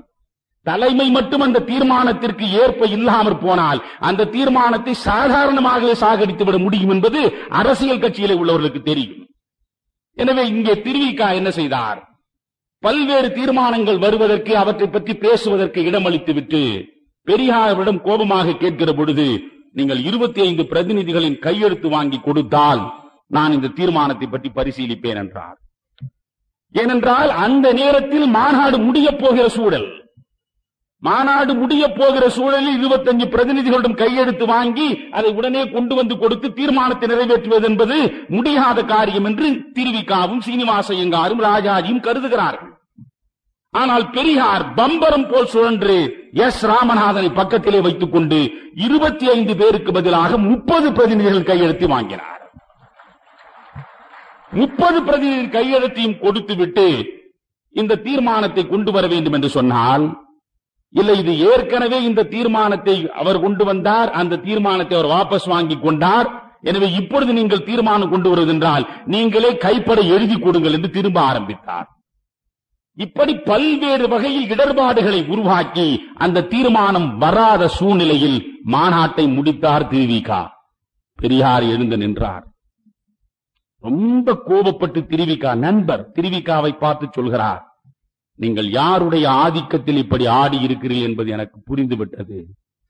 அவர்கள் என்ன உங்களுக்கு தங்க பல்லக்கிலே ஊர்வலம் நடத்தி வைர கிரீடம் வைத்தாலும் நீங்கள் செய்திருக்கிற துரோகம் சாதாரணமானதில்லை. இந்த இடத்தில் இந்த தீர்மானம் தோற்று போனால் இந்த கொள்கையே இங்கேயே முடிந்து போகும் என்று கருதிவிடாதீர்கள் என்று எச்சரிக்கை செய்துவிட்டு வெளியே வந்தார். வெளியே வந்தவர் ஏற்கனவே இது போன்ற நடவடிக்கைகள் நடக்கும் என்று கருதி இதற்கு முன்பே இந்த காங்கிரஸ் இயக்கத்திற்குள் அவர் குடியரசு பத்திரிகையை தொடங்கினார். அவருக்கென்று ஒரு பத்திரிகை குடியரசு தொடங்கப்பட்டது. ஜஸ்டிஸ் கட்சிக்கு 2 பத்திரிகை இருந்தது, ஜஸ்டிஸ் என்ற ஆங்கில பத்திரிகை, திராவிடன் என்று தமிழ் பத்திரிகை. ஆனால் அந்த 2 பத்திரிகைகளை விட கூடுதலாக பிராமணர் அல்லாதார் நலனை காப்பதற்கென்று குடியரசை அவர் தொடங்கினார். மத விரோதி அல்ல பெரியார். குடியரசை தொடங்கியவர் யாரை கொண்டு வந்து தொடங்க வைத்தார் தெரியுமா? திருப்பாதிரி புலியூரிலே இருந்த ஞானியார் சுவாமிகளை கொண்டு வந்துதான் குடியரசையே தொடங்கினார். அன்றைய தமிழ்நாட்டில் திருப்பாதிரிப்புலியூர் ஞானியார் சுவாமிகளுக்கு இணையாக சொற்பெருக்காற்றுவதற்கு யாரும் இல்லை என்று சொல்வார்கள். அந்த ஞானியார் சுவாமிகள் வந்து தொடங்கி வைத்தார் குடியரசை. எனவே இவர் குடியரசு பத்திரிகையில் இந்த மாநாடு கூடுவதற்கு முன்பே தொடர்ந்து எழுதினார், பிராமணர் அல்லாதார் அத்துணை பேரும் பிரதிநிதிகளாக இல்லாமற் போனாலும் நீங்கள் அந்த இடத்தில் ஒரு கூட்டமாக வந்து சேருங்கள், உங்களிடம் நான் பேச வேண்டும் என்று சொன்னார். ஒரு பெருங்கூட்டம் திரண்டு விட்டது. பிறகு காங்கிரஸ் மாநாட்டுக்கு வெளியே பிராமணர் அல்லாதார் கூட்டம் கூட்டப்பட்டது. அந்த கூட்டத்தில் திருவிகாவை தவிர மற்றவர்கள் அத்தனை பேரும் சரி. கொடுமை என்னவென்றால் வரதராஜுல நாயுடும் திருவிகாவுக்கு துணை போனார். அங்கே பெரியாரை நாயுடும் கைவிட்டார், முதலியாரும் கைவிட்டார், நாயக்கர் நின்றார் தனியாக. பிறகு இவர்கள் தனியாக மாநாடு போட்டார்கள். மாநாடு போட்டு இந்த வகுப்பு வாரி பிரதிநிதித்துவ தீர்மானத்தை கொண்டு வருகிறார்கள். பிராமணர் அல்லாதாருக்கு எல்லாவற்றிலும் 75 விழுக்காடு இடங்கள் ஒதுக்கப்பட வேண்டும் என்று முடிவெடுக்கிறார். அதில் ஒருவர் எழுந்து 75 என்ன, அவர் வேறு யாரும் இல்லை, கிருஷ்ணசாமி பாவலர். அவர் என்று சொன்னார் 90 விழுக்காடு என்று போடுங்கள் என்றார். அவர்தான் அந்த தீர்மானம் வருகிற போது பல்டி அடித்து விட்டார் மறுநாள் மாநாட்டில். எனவே இப்பொழுது 75 விழுக்காடு வரையில் 3 பகுதி பிராமணர் அல்லாதாருக்கு வர வேண்டும் என்று முடிவெடுத்தார்கள். தீர்மானத்துக்கு வடிவம் கொடுத்தார்கள். மறுநாள் காங்கிரஸ் மாநாடு கூடியது. அதை கொண்டு போய் வைத்தார்கள். அந்த தீர்மானத்தை கொண்டு வருவதற்கு விடாமல் அத்தனை சதித்திட்டங்களும் நடந்து முடிந்த பின்னால் தான் பெரியார் எழுந்து நின்றார். இனி இந்த காங்கிரஸில் எனக்கு இடமில்லை. நண்பர்களே, புரிந்து கொள்ள வேண்டும். 1920 இருந்து 25 வரை அவர் இந்த வகுப்புவாதி பிரதிநிதித்துவத்துக்காக போராடுகிறார். காங்கிரஸ் ஏற்காத கொள்கை அல்ல, அது காங்கிரஸ் ஏற்ற கொள்கை. அது இதே தமிழ்நாடு காங்கிரஸ் கமிட்டியில் டாக்டர் வரதராஜுலு நாயுடுவும் திருவிகாவும் பெரியாரும் ராஜாஜியும் மற்றவர்களும் சேர்ந்து பிராமணர் அல்லாதாருக்கு 50% ஒதுக்குவதென்று ஏற்கனவே கொள்கை அளவில் பேசினார்கள். அகில இந்திய காங்கிரஸ் கமிட்டியில் முஸ்லிம்களுக்கு தனியாக இடம் ஒதுக்கப்பட்டது. எனவே பெரியார் என்ன சொன்னார், அரசு, வெள்ளைக்கார அரசு முஸ்லிம்களுக்கு இடஒதுக்கீடு விகிதாச்சாரப்படி முஸ்லிம்களுக்கு கொடுத்திருக்கிறான், கிறிஸ்துவர்களுக்கு கொடுத்திருக்கிறான், சீக்கியர்களுக்கு கொடுத்திருக்கிறான். இங்கே இந்துக்கள் நாம் இருக்கிறோம். இந்த இந்துக்களில் 3ஆக பிரிப்போம். இந்துக்களில் பிராமணர்கள் ஒரு பகுதி. அவர் பிராமணர்களுக்கு எதிராக எதையும் சொல்லவில்லை. பிராமணர்கள் ஒரு பகுதி, பிராமணர் அல்லாதார் ஒரு பகுதி. பிராமணர் அல்லாதாரிலேயே தாழ்த்தப்பட்டவனாக மிதியுண்டு கிடக்கிறானே அந்த தாழ்த்தப்பட்டவன் ஒரு பகுதி. என்றால் பிராமணர் அல்லாதானே தாழ்த்தப்பட்டவனை ஏற்றுக்கொள்வதில்லையே. அதனால் பிராமணர் அல்லாதார், தாழ்த்தப்பட்டவர் என்று 3 பகுதியாக விகிதாச்சாரம் இருக்க வேண்டும் என்று சொன்னார். நண்பர்களே, அது நிறைவேறாமல் போன நிலையிலேதான் அவர் வெளியே வந்தார். இதை பற்றி நான் நிரம்ப எழுதியிருக்கிறேன். இந்த புத்தகத்தை நீங்கள் அவசியம் படிக்க வேண்டும். நான் இப்பொழுதே நேற்று இந்த புத்தகத்தை படித்தேன். இதற்கு எவ்வளவு தூரம் நான் சிரமப்பட்டு செய்திகளை சேகரித்து எழுதியிருப்பேன் என்று நான் படிக்கிற பொழுது எனக்கே இப்பொழுது வியப்பாக இருக்கிறது. என்னை அறியாமல் நான் செய்திருக்கக்கூடிய நல்ல பணிகளில் இது ஒன்று என்று கருதுகிறேன். காசு பெறுவதல்ல என் நோக்கம், கருத்து போய் சேர வேண்டும் என்பதுதான். பெரியார் அவர்கள் எந்த மேடையிலும், நீங்கள் பெரியார் பேச்சு கேட்டிருக்கிறீர்களா? பெரியார் புத்தக கடை வியாபாரியாகி வருவார். மேடையில் பெரியார் பேசிக்கொண்டே வருவார். உடனே சொல்வார், இந்த பெண் ஏன் அடிமையானாள், நிறைய செய்திகளை சொல்லிவிட்டு பெண் ஏன் அடிமையானாள் என்று ஒரு புத்தகம் எழுதியிருக்கிறேன், இது 5 ரூபாய் வாங்கிக் கொள்ளுங்கள் என்பார். அவருக்கு என்ன தலையெழுத்தா? நான் 5 ரூபாய் வாங்கித்தான் அவருக்கு பொங்க போகிறதா சோறு? இப்படி ஒவ்வொன்றையும் அவரே விற்பார். புத்தகங்கள் அவரை விற்பார். அதே போல் இந்த புத்தகத்திலேயே நான் முன்னுரையில் மிக தெளிவாக சொல்லி இருக்கிறேன். எனக்கு தெரிந்தவரை வேதங்களும் உபனிஷத்துகளும் மனிதர்களுக்குள் ஜாதியின் பேரால் ஏற்றத்தாழ்வுகளையும் தீண்டாமையையும் பேதங்களையும் போதிக்கவில்லை. பின்னாளில் தோன்றிய மனுஸ்மிருதி போன்றவை அந்த வேண்டாத தவறுகளை வேரூன்றச் செய்து இந்து மதத்தின் மேன்மையை இழிவுபடுத்தின. எந்த சமூகமும் ஒட்டுமொத்தமாக கேடு விளைவிப்பதில்லை.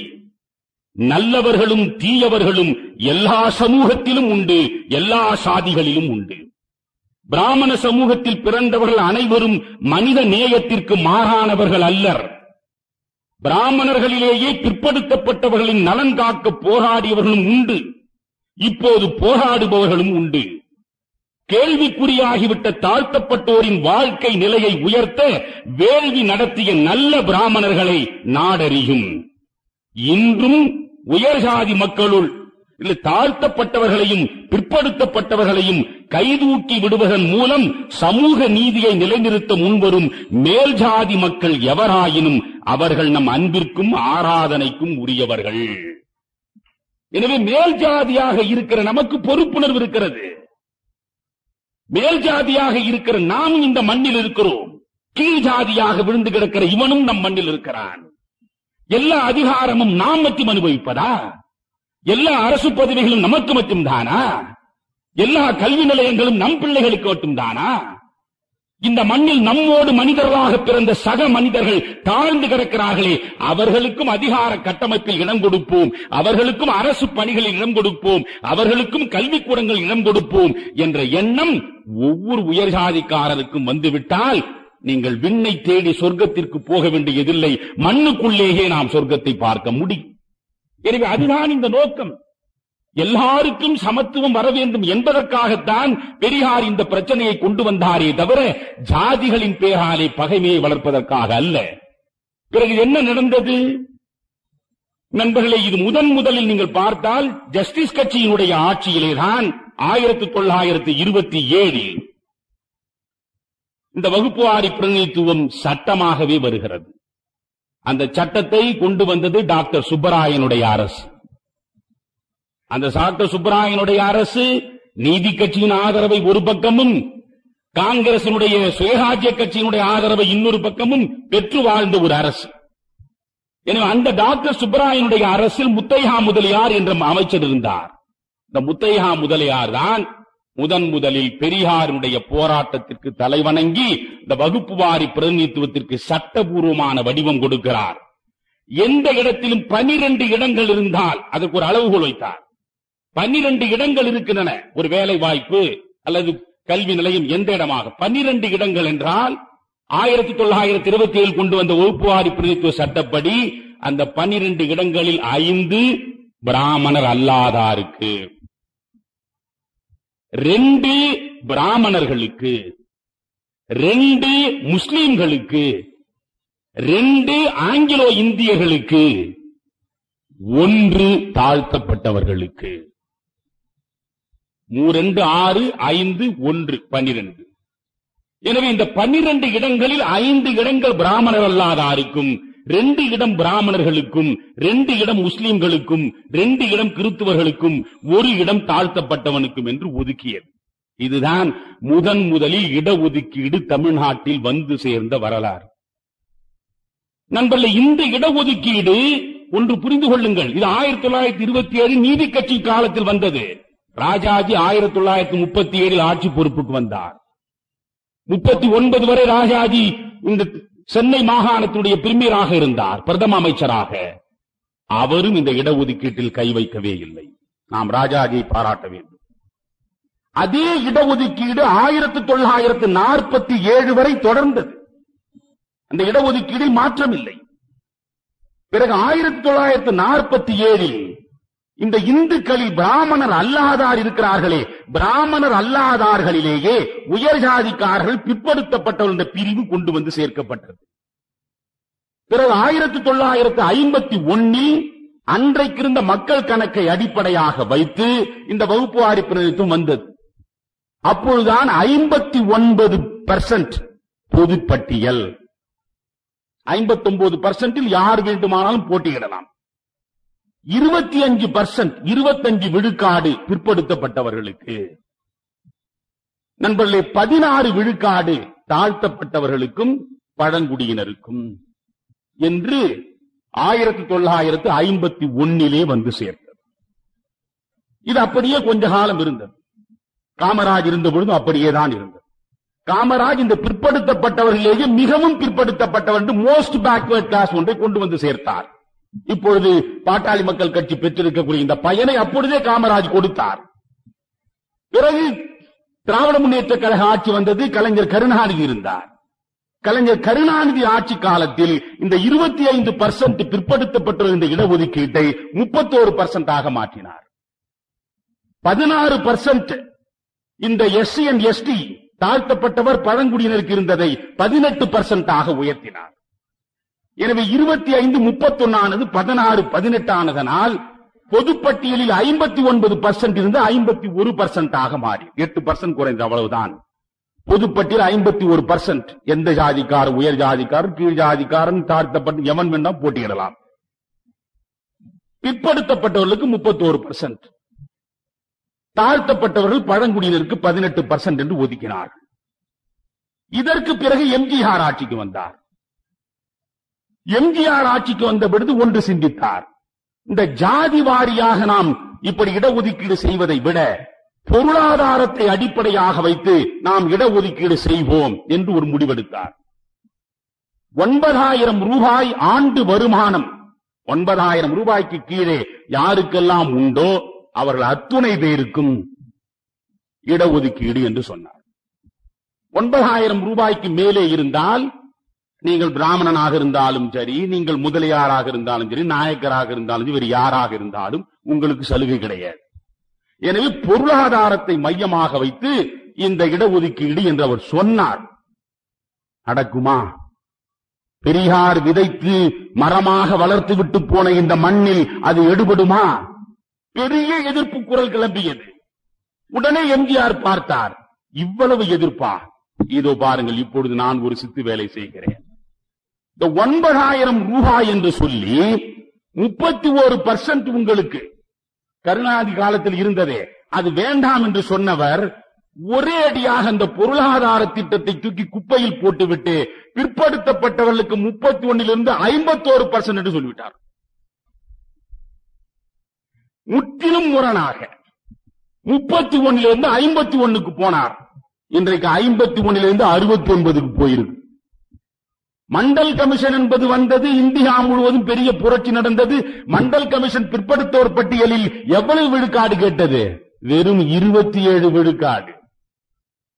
இந்த 27 விழுக்காடு கேட்டதற்கு பீகார் எரிந்தது, உத்தரப்பிரதேசம் எரிந்தது, குஜராத் எரிந்தது, பஞ்சாப் எரிந்தது, மத்திய பிரதேசம் எரிந்தது.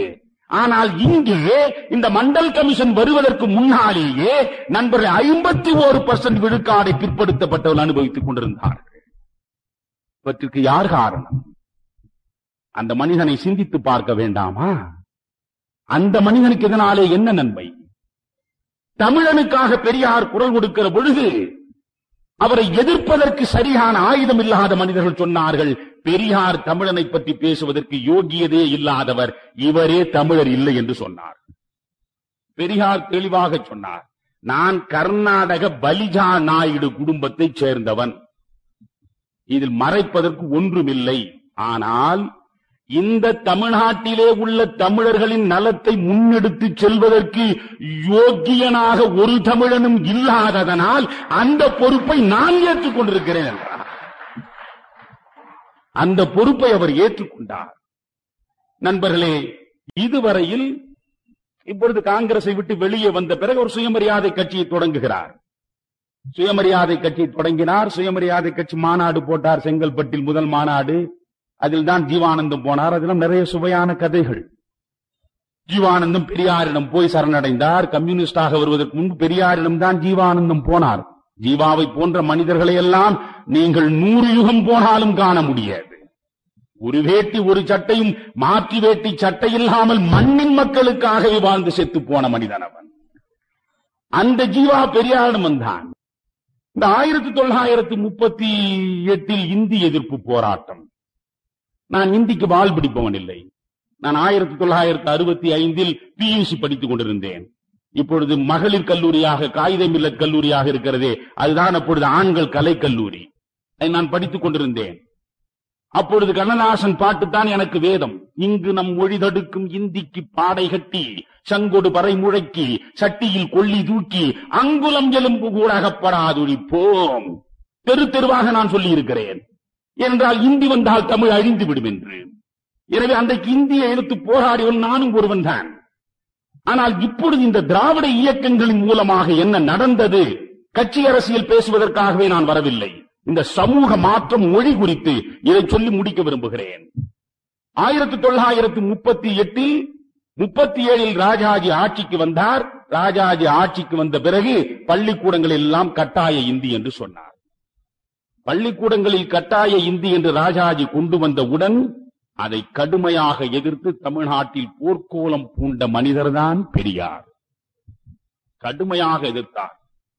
பெரியாரின் பாசறை முழுவதும் போர்பரணி பாடியது இந்திக்கு எதிராக. நண்பர்களே, 1937 டிசம்பர் மாதத்தில் திருச்சியில் கியாபி விஸ்வநாதமும் டிபி வேகாச்சலமும் சேர்ந்து தமிழர் மாநாட்டை கூட்டினார்கள். அந்த தமிழர் மாநாட்டில் இந்திக்கு எதிராக மிகப்பெரிய போர்பரணி பாடப்பட்டது. அந்த தமிழர் மாநாட்டிலேதான் முதலாக நாவலர் சோமசுந்தர பாரதியார், காங்கிரஸ்காரர், தேசிய இயக்கத்தில் இருந்தவர், காந்தியத்தை ஏற்றுக்கொண்டவர், பாரதியாரின் நண்பர், அந்த நாவலர் சோமசுந்தர பாரதியார் இந்த மேடையிலே ஏறி நின்று தமிழர் மாநாட்டில் நின்று இனி தமிழ்நாடு பிரிவினை வேண்டும் என்று தீர்மானம் போட்டார்கள். அங்கேதான் அந்த தமிழ்நாடு பிரிவினை வாதம் முதலில் தொடங்கியது. பிறகு 100 பேர் கொண்ட பாத யாத்திரை அங்கிருந்து சென்னை நோக்கி நடந்தது. ராமாமிர்தம்மாள் போன்ற பெண்மணிகள் உட்பட நடந்து வந்தார்கள். அவர்களை வரவேற்று சென்னையில் ஒரு 70,000 பேருக்கு மேல் பிரம்மாண்டமான கடற்கரை கூட்டம் நடந்தது. அந்த கூட்டத்தில் தான் பெரியார் இந்தியை எதிர்த்து கடுமையாக பேசிவிட்டு தமிழ்நாடு தமிழருக்கே என்ற கோஷத்தை முதலில் தமிழ்நாட்டில் வைத்தார். இவையெல்லாம் எனக்கு உடன்பாடானவை அல்ல. நான் ஸ்கூல் ஆஃப் தாட் என்பது பாரதியார். வாழிய செந்தமிழ், வாழ்கன தமிழர், வாழிய பாரத மணித்திரு நாடு என்பது என்னுடைய கொள்கை. என் மொழி வாழ வேண்டும், என் மொழி பேசுகிற என் இனம் வாழ வேண்டும், என் இனத்தை சுமக்கிற இந்த இந்திய மண் வாழ வேண்டும் என்று கருதுபவன் நான். எனவே தனி தமிழ்நாடு என்று போனால், தனித்தனியாக சின்னஞ்சிறு தீவுகளாக சிதறுண்டு போனால் அதனால் பெருநன்மை வாய்க்காது என்பதற்கு உலகத்தில் ஏராளமான நாட்டு வரலாறுகள் என்னாலே சொல்ல முடியும். எனவே நமக்கு உடன்பாடானது அல்ல. ஆனால் பெரியார் சொன்னார். நான் என்ன சொல்கிறேன்? 1938 கடுமையாக இந்திய எதிர்த்து போராடினார், சிறைக்கு போனார். 1939 நண்பர்களே, அவர் சிறையிலிருந்து வெளியே வந்த பிறகு இதே கோவைக்கு வருகிறார். உங்கள் ஊருக்கு தான்.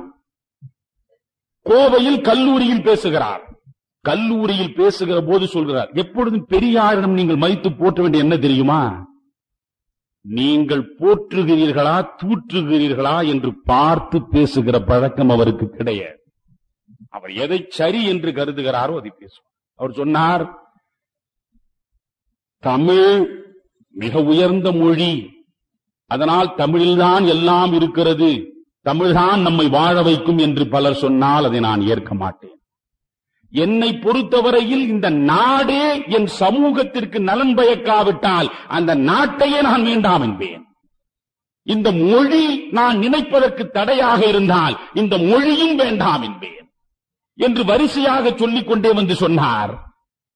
தமிழை விட தமிழன் முன்னேறுவதற்கு, தமிழன் உயர்வதற்கு நீங்கள் உருப்படியாக படிக்க வேண்டியது ஆங்கிலம் என்று பேசினார். கடைசி வரையில் ஆங்கிலத்திற்காகத்தான் பெரியார் போராடினார்.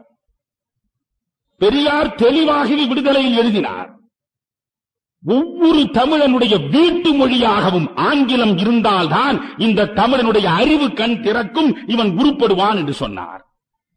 எனவே இந்தியை எதிர்த்தது என்பது தமிழை வாழ வைப்பதற்காக அல்ல, இந்தியை எதிர்த்தது என்பது ஆங்கிலத்தை வாழ வைப்பதற்காக. இதுதான் தொடர்ந்து நடந்தது. அதனால்தான் இன்றைக்கு தமிழ்நாடு முழுவதிலேயும் பாபா பிளாக் பாடப்படுகிறது. இன்றைக்கு அரஞ்செய்ய விரும்பு ஆறுவது சினம் எவனும் சொல்வது கிடையாது. ஓடாமல் ஒரு நாளும் இருக்க வேண்டாம் சொல்வது கிடையாது. மாதாவை ஒரு நாளும் மறக்க வேண்டாம் சொல்வது கிடையாது.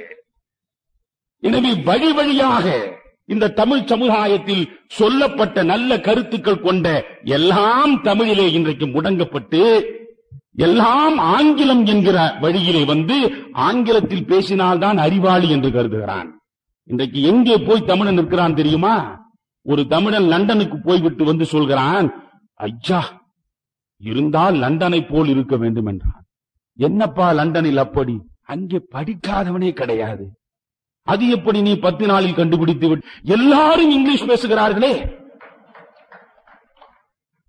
அவனுடைய தாய்மொழி ஆங்கிலம், அதில் பேசுகிறான். உன்னுடைய தாய்மொழி தமிழ், நீ தமிழ் பேசுகிறாய். ஆங்கிலம் பேசினால்தான் அறிவாளி என்று கருதுகிற ஒரு அடிமைத்தனம் இந்த மண்ணில் பரவியதே, அது ரொம்ப வருந்தத்தக்க ஒரு செய்தி. இதில் எனக்கு பெரியாரோடு பெரிய உடன்பாடு கிடையாது. ஆனால் அந்த நேரத்தில் இந்தியின் மூலம் தமிழ் அழிந்து போகும் என்று கருதி இந்தி திணிப்பை எதிர்ப்பதற்காக அவர் போர்க்குரல் கொடுத்தார், போராளியாக திகழ்ந்தார். அதற்கு பிறகு சிறையிலே இருந்து வெளியே வருகிற பொழுது செத்து கிடந்த நீதி கட்சிக்கு இனிமேல் பெரியாரை விட்டால் வேறு கதி கிடையாது என்று கருதி அவர் சிறையில் இருக்கிற பொழுதே நீதி கட்சிக்கு அவரை தலைவராக்கினார். பிறகு அவர் நீதி கட்சி தலைவரானார். 1940 திருவாரூரில் திராவிட நாடு கேட்டு தீர்மானம் போட்டார். 44 சேலத்தில் நடைபெற்ற நீதி கட்சி மாநாட்டில் நீதி கட்சி பெயரை மாற்றி திராவிடர் கழகமாக்கினார். 1947 ஆகஸ்ட் மாதம் 15ஆம் தேதி நாடு விடுதலை பெற்ற சுதந்திர நாளை துக்க நாள் என்று அறிவித்தார். அவர் துக்க நாள் என்று அறிவிக்கிற பொழுது அவருடைய படைத்தளபதியாய் பாசறையிலே இருந்த அறிஞர் அண்ணா அவர்கள் இல்லை இல்லை இது திராவிடருக்கும் திருநாள் என்று சொன்னார். இவையெல்லாம் ரொம்ப சுவையான செய்திகள். பெரியாருடைய அறிக்கையையும் பெரியாருடைய அறிக்கைக்கு மாறாக அண்ணா கொடுத்த அறிக்கையையும் அண்ணாவினுடைய அறிக்கையை எதிர்த்து திருமலைசாமி என்கிற நகர தூதனுடைய ஆசிரியராக இருந்தவர் கேசரி என்ற பெயரில் எழுதிய அந்த அற்புதமான விளக்கங்களையும் முடிந்தால் நீங்கள் எடுத்து படித்து பாவையெல்லாம் புத்தகங்களாக வந்திருக்கின்றன. எனவே அவற்றுக்குள்ளே போக விரும்பவில்லை. ஆக அவர் சுதந்திர தினத்தை துக்க நாள் என்று சொன்னார். 1950 ஜனவரி 26ஆம் தேதி குடியரசு நாள் முதலாக அரங்கேறுகிற போது குடியரசு நாளையும் துக்க நாளாக கொண்டாடும்படி கழகத் தோழர்களுக்கு அவர் வேண்டுகோள் விடுத்தார். ஆனால் ஒன்று சொல்கிறேன், குடியரசு நாள் வருகிற பொழுது அரசமைப்பு சட்டத்தை உருவாக்கக்கூடியவர்களை பார்த்து அவர் அறைகோல் விடுத்தார். அது என்ன தெரியுமா? அற்புதமான விஷயம். பெரியார் சொன்னார், இந்த அரசியலமைப்பு சட்டத்தை உருவாக்குகிற இந்தியன் கான்ஸ்டிடியூஷனை உருவாக்குகிற உங்களையும் இந்த இந்தியன் கான்ஸ்டிடியூஷனை உருவாக்குவதில் பெரும்பங்காற்றுகிற காங்கிரஸ்காரர்களையும் பார்த்து நான் ஒரு விண்ணப்பம் வைக்கிறேன். உங்களுடைய அரசியலமைப்பு சட்டத்தில் ஜாதிகளே இல்லை என்று சட்டம் போடுங்கள். சமூக ரீதியாய், மத ரீதியாய், அரசியல் ரீதியாய் சமுதாயத்தின் எந்த தளங்களிலும் எந்த சாதியும் கிடையாது. ஜாதிகளற்ற சமுதாயம் தானே மேன்மையான சமுதாயம். எனவே அங்கே உயர் ஜாதியும் கிடையாது, தாழ் ஜாதியும் கிடையாது, எந்த சாதியும் கிடையாது என்கிற ஒரு அரசமைப்பு சட்டத்தில் நீங்கள் இடம் கொடுத்து வடிவம் கொடுத்தால் அதை வரவேற்பதற்கு நான் தயாராக இருக்கிறேன் என்று சொன்னார். ஆனால் அரசியலமைப்பு சட்டத்தில் அப்படி இடம் கிடைக்கவில்லை. அம்பேத்கருடைய முயற்சியால் அரசியலமைப்பு சட்டத்தில் தாழ்த்தப்பட்டவர்களுக்கு பழங்குடியினருக்கும் இடஒதுக்கீடு கிடைத்தது. பிறகு தமிழ்நாடு, இதுதான் இதை சொல்லி கடைசியாக முடிக்கிறேன். காமராஜரோடு பெரியார் இருந்தார் என்பதற்கும் பெரியாரோடு காமராஜ் இருந்தார் என்பதற்கும் ஏராளமான செய்தி உண்டு. நம் வாழ்க்கையின் மிக முக்கியமான இந்த செய்தியோடு முடிக்கிறேன். இறுதியாக முதல் சட்ட திருத்தம் பெரியாருடைய சாதனை, பெரியாருடைய தொண்டு. நான் முதலில் சொன்னேன், கடவுள் மறுப்பு என்கிற கண்ணாடியை வைத்துக் கொண்டு பெரியாரை பார்க்காதீர்கள். பெரியார் அதற்கும் மேலே இந்த சமுதாயத்திற்கு உங்களுக்கு செய்துவிட்டு போயிருக்கிறார். நண்பர்களே, 1950 ஜனவரி மாதம் 26ஆம் தேதி அரசியலமைப்பு சட்டம் வருகிறது. அந்த அரசியலமைப்பு சட்டத்தை உருவாக்குவதில் மிக முக்கிய நாயகனாக இருந்த அம்பேத்கரின் முயற்சியால் தாழ்த்தப்பட்டவர்களுக்கும் பழங்குடியினருக்கும் இடஒதுக்கீடு கிடைக்கிறது சட்டபூர்வமாக. பிற்படுத்தப்பட்டோருக்கு ஆதரவாக எல்லா மாநிலங்களும் இவ்வளவு விழுக்காடு நீங்கள் வைத்துத்தான் தீர வேண்டும் என்று அரசமைப்பு சட்டத்தில் அம்பேத்கர் உட்பட செய்யவில்லை. அவர் தன்னுடைய எல்லையை இந்த தாழ்த்தப்பட்டவர்கள் பழங்குடியினரோடு நிறுத்திவிட்டார். நண்பர்கள், 1950 ஜனவரி 26 அரசியலமைப்பு சட்டம் வந்துவிட்டது. பிறகு இந்த கல்லூரிகளில் செல்வதென்றால் கல்வி நிலையங்களுக்கும் தொழிற்கூடங்களுக்கும் அரசு பணிகளுக்கும் செல்லுகிற பொழுது இடஒதுக்கீடு வந்து சேர்ந்து விட்டது. சண்பகம் துரைராஜன் என்கிற பெண், நண்பர்களே, இந்த இடஒதுக்கீட்டை அம்சத்தை எதிர்த்து உயர்நீதிமன்றத்தில் ஒரு ரிட் மனு போடுகிறார். இதில் வேடிக்கை என்ன தெரியுமா? அந்த ரிட் மனுவில் அந்த சண்பகத்தின் சார்பாக வழக்கு தொடுத்தவர் சர் அல்லாடி கிருஷ்ணசாமி ஐயர். சர் அல்லாடி கிருஷ்ணசாமி ஐயர் யார்? இந்த அரசியலமைப்பு சட்டத்தை உருவாக்கிய அறிவாளிகள் அவரும் ஒருவர்.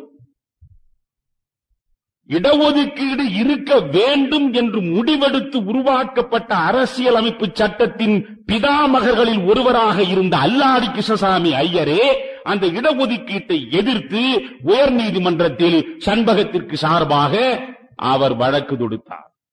உயர்நீதிமன்றம் என்ன செய்தது தெரியுமா? நீங்கள் இன்றைக்கு இருக்கிற சமூகத்தில் உட்கார்ந்து கொண்டு பார்த்தால் பெரியாருடைய பணி உங்களுக்கு புரியாது. இன்றைக்கு பெரும்பாலும் நீங்கள் உயர் ஜாதி தாழ் ஜாதி எல்லாம் கிடையாது. பெரும்பாலும் எங்கோ கீரிப்பட்டியிலும் அந்த பட்டியிலும் இந்த பட்டியிலும் இன்னும் இரட்டை குவளை இருக்கிறது. பஞ்சாயத்துக்குள்ளே கூட அவன் ஆள விடவில்லை. அதிகார கட்டமைப்பில் வந்தால் அவனை பார்ப்பதற்கு கூட மற்ற ஜாதிக்காரன் தயாராக இல்லை என்பதெல்லாம் இன்றைக்கும் இருந்தால் ஒரு 40 ஆண்டுகளுக்கு முன்னாலே இருந்த அந்த ஜாதி கட்டுமானத்தின் அழுத்தம் இன்றைக்கு கொஞ்சம் கொஞ்சமாக இறுக்கம் குலைந்து விட்டது. என்னுடைய தந்தை காலத்தில் ராமநாத முதலியார், சிங்காரவேலி செட்டியார், ராமசாமி நாயக்கர் என்று நான் போட்டுக் கொள்வான். இன்றைக்கு இருக்கிற எந்த இளைஞனும் ராமசாமி நாயக்கர் என்றோ சிங்காரவேலி செட்டியார் என்றோ ஜாதி பெயர் பக்கத்தில் இருந்தாலே அருவருப்பாக பார்க்கிறான். எந்த இளைஞனும் போட்டுக் கொள்வதில்லை. யாராவது கல்லூரியில் படிக்கிற ஒரு இளைஞன் நான் ராமசாமி நாயக்கர் என்று சொல்வானா? சொல்லவே மாட்டான். அந்த அளவுக்கு இன்றைக்கு மாறி இருக்கிறது. அதனால் உங்களுக்கு தெரியவில்லை. ஆனால் அன்றைக்கு ஒரு தாழ்த்தப்பட்டவன் ஒரு பிராமண சமுதாயம் நடத்தக்கூடிய ஒரு காப்பி கடைக்கு அவன் போனால் அவனுக்கு காப்பி டம்ளரில் கொடுக்க மாட்டான். அந்த இடத்தில் ஒரு மூங்கில் கழி வைத்திருப்பான். மூங்கில் கழிக்கு பக்கத்தில் ஒரு நசுங்கி போன அலுமினிய டம்ளர் செயினிலே கட்டப்பட்டிருக்கும். இவன் காப்பி கேட்டால் காசு கொடுத்தால் அவன் தண்ணீர் தெளித்து காசை எடுத்துக் கொள்வான். காஃபியை அந்த மூங்கில் குழாய் வழியாக விடுவான். இவன் அந்த சங்கிலியாலே கட்டப்பட்டிருக்கிற நசுங்கி போன அலுமினிய குவளையில் பிடித்து அதை தான் கொண்டு வந்திருக்கிற குவளையிலே எடுத்து இவன் அருந்த வேண்டும். அப்படி இருந்த காலத்தில் பெரியார் புறப்பட்டார். அந்த காலச்சூழலில் நீங்கள் பெரியாரை பார்க்க வேண்டும். எனவே இந்த இடஒதுக்கீடுக்கு எதிராக இந்த உயர்ஜாதிக்காரர்கள் புறப்பட்ட பொழுது அன்றைக்கு தமிழ்நாட்டில் மிகப்பெரிய போராட்டத்தை இந்த இடஒதுக்கீட்டுக்கு ஆதரவாக பெரியார் நடத்தினார். அப்பொழுது தமிழ்நாடு காங்கிரஸ் கமிட்டியின் தலைவராகத்தான் காமராஜர் இருந்தார். முதலமைச்சராக கூட இல்லை. காமராஜர் இல்லாமற் போனால் அந்த அரசமைப்பு சட்டத்தின் முதல் சட்ட திருத்தம் வந்திருக்காது. பெரியாருடைய உணர்வுகளை சரியாக புரிந்து கொண்டு பெரியாருடைய பாதையை மிகச்சரியாக புரிந்து பயணம் செய்த காமராஜ் இங்கிருந்து டெல்லிக்கு பறந்தார். ஜவஹர்லால் நேருவுக்கு காமராஜரின் மீது தனி மரியாதை.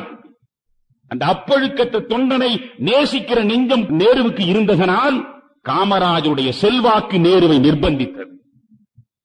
பெரியாரும் காமராஜரும் செய்த அந்த புரட்சியின் விளைவாகத்தான் இந்த நாட்டின் அரசியல் அமைப்பு சட்டத்தில் முதல் சட்ட திருத்தமே 1951 வந்தது.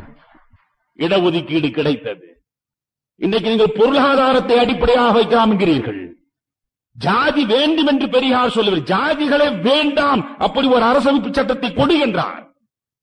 அது கிடைக்காத போது ஜாதிதான் இருக்கும் என்றால் அந்தந்த ஜாதிக்கேற்றார் போல் இடஒதுக்கீடு கொடு என்றார். இது என்ன தவறு? ஜாதி வேண்டாம் என்றான், ஜாதிதான் வேண்டும் என்று சொன்னால் சரி இருந்து விட்டு போகட்டும், அந்தந்த ஜாதிக்கேற்றார் போல் இடஒதுக்கீடு கொடு என்று கேட்டார். எனவே இன்றைக்கு இடஒதுக்கீடு கிடைத்திருக்கிறது, நாம் அனுபவித்துக் கொண்டிருக்கிறோம் என்றால் இவற்றிற்கெல்லாம் பெரியார் காரணம். பெண் மக்களே, இங்கே குறைவாக நீங்கள் கூடியிருந்தாலும் உங்கள் அத்தனை பேருக்கும் சொல்கிறேன், தமிழ் மண்ணில் பெண்களுக்காக முதலில் குரல் கொடுத்தவன் பாரதிதான். பெரியார் 1919க்கு பின்னாலேதான் தொடங்கினார். ஆனால் 1921 பாரதி செத்து போனான். அவன் சாவதற்கு முன்னாலேயே 1904 தொடங்கி 21 வரை 17 ஆண்டு காலம் அவன் நடத்திய எழுத்து யாகத்தில் இந்த பெண்களுக்காக எப்படியெல்லாம் குரல் கொடுத்து பாடினான், பெண்ணடிமைத்தனத்தை எதிர்த்து. எனவே அன்பர்களுக்கு பின்னாலே பெரியார் பேசினார். இந்த பெண்களுக்கு என்னென்ன பேசினார், ரொம்ப ஆச்சரியப்பட்டு போவீர்கள். கர்ப்பத்தடையை அன்றைக்கே வலிமையாக பேசியவர் பெரியார் தான்.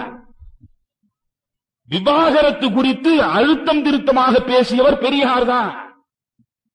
ஒரு பெண் ஒரு ஆணை திருமணம் செய்து கொண்டால் அந்த ஆணுக்கும் உனக்கும் சரியாக வரவில்லை என்றால், உன் உணர்வுகளுக்கு மகிழ்ச்சி இல்லை என்றால், அந்த ஆணை விட்டுவிட்டு நீ வெளியே வரலாம். அதை வைத்துக் கொண்டு இந்த சமூகம் வெளியே வந்த பெண்ணை பழிக்கலாகாது என்று போர்க்குரல் கொடுத்தவர் பெரியார் தான். தாலி என்பது உனக்கு வேண்டாம் என்று சொன்னவர் பெரியார் தான். ஆணின் காலிலேதான் பெண் விழுந்து வணங்க வேண்டும் என்றால் அந்த பெண்ணின் காலில் ஆணும் விழுந்து வணங்க வேண்டும் என்று குரல் கொடுத்தவர் பெரியார் தான். வாழ்க்கை துணை ஒப்பந்தம் என்றுதான் பெரியார் சொன்னார். வாழ்க்கை துணை என்பது பெண்ணுக்கு மட்டுமல்ல, பெண்ணுக்கு ஆண் வாழ்க்கை துணை, ஆணுக்கு பெண் வாழ்க்கை துணை. எனவே ஆணும் பெண்ணும் சமமாக இல்லறத்தை நடத்த வேண்டும் என்பதற்காக போராடிய மனிதன் பெரியார். பெரியார் பெண்களுக்காக எழுதியதும் பெண்களுக்காக பேசியதும் இந்த கற்பு என்ற ஒன்றை வைத்துக் கொண்டு ஆண்கள் பெண்ணை ஆதிக்கம் செலுத்துகிற பொழுது அந்த கற்பினுடைய அடிப்படையை தகர்க்கிற அளவுக்கு அன்றைக்கு போராளியாக புறப்பட்டவர் பெரியார். நண்பர்களே, இப்பொழுது நீங்கள் நினைத்தால் இப்பொழுது கூட நமக்கு ஜீரணமாகாது. அப்பொழுது எவ்வளவு மோசமாக இருந்திருக்கும் என்று பாருங்கள். யார் என்ன நினைக்கிறான் என்று கவலைப்படாமல் பெண்களை பார்த்து நீங்கள் புடவை கட்டுவது உங்களுக்கு வசதியாக இல்லை என்றால் லுங்கி கட்டிக் கொள்ளுங்கள் என்றார். ஆண்களைப் போல் நீங்களும் லுங்கி கட்டிக் கொள்ளுங்கள். வசதிதான் முக்கியம். கிடைத்திருக்கிற வாழ்க்கையில் நீங்கள் துயரத்திலே ஆழ்ந்து விழுந்து விடாமல், பேதப்பட்டு நிற்காமல் சமத்துவமாக சகலத்தையும் அனுபவிக்க வேண்டும் என்பதற்காகத்தான் ஜாதிகளுக்கு இடையே இருக்கிற வேற்றுமையை ஒழிக்க புறப்பட்ட அந்த பெரியார் ஆண் பெண்ணுக்கிடையே இருக்கிற வேற்றுமையையும் ஒழிப்பதற்கு புறப்பட்டான். எனவே பெரியார் என்ற மகத்தான மனிதனுக்கு கடவுள் முக்கியமில்லை. பெரியார் என்ற மகத்தான மனிதனுக்கு மதம் முக்கியமில்லை. பெரியார் என்ற மாண்புடைய மனிதனுக்கு ஜாதி முக்கியமில்லை. இவற்றையெல்லாம் எதிர்த்து பெரியார் போரிட்டதாலே பெரியார் உங்களுக்கு விரோதி என்றால் அவனுக்கு முன்னால் 2000 ஆண்டுகளுக்கு முன்னே இருந்த புத்தனும் உங்களுக்கு விரோதிதான். புத்தன் சொன்னதைத்தான் பெரியார் சொன்னார். புத்த மதம் என்ற ஒன்று உருவானதே வைதீக மதத்தின் ஆதிக்கத்திலே இருந்து அன்றைய இந்தியர்களை விடுவிப்பதற்காக புறப்பட்டதுதான் புத்த மதம். நண்பர்களே, இந்து மதம் கடவுளை பேசுகிறது, சமண மதம் கடவுள் இல்லை என்று பேசுகிறது. புத்த மதம் கடவுளை பற்றி பேசவே இல்லை. கடவுளை பற்றி பேசவே இல்லை. கடவுள் உண்டு என்றும் சொல்லவில்லை, கடவுள் இல்லை என்றும் சொல்லவில்லை. பிறகு புத்த மதம் என்ன சொல்கிறது? மனிதனை பற்றி பேசுகிறது. மனிதனுடைய வாழ்க்கை ஒழுக்கங்களை பற்றி பேசுகிறது. நல்ல செயல், நல்ல சிந்தனை, நல்ல ஒழுக்கம் என்று 8 வகை மார்க்கங்களை 8-fold path என்று சொல்வார்கள். எனவே இந்த 8 வகையான மனித வாழ்க்கை நெறிகளை பேசுகிற புத்தனை நீங்கள் ஏற்றுக்கொள்வதென்றால் 2வது புத்தனாக இந்த மண்ணில் பிறந்த பெரியாரையும் நீங்கள் ஏற்றாக வேண்டும் என்று சொல்லி விடைபெறுகிறேன். நன்றி, வணக்கம்.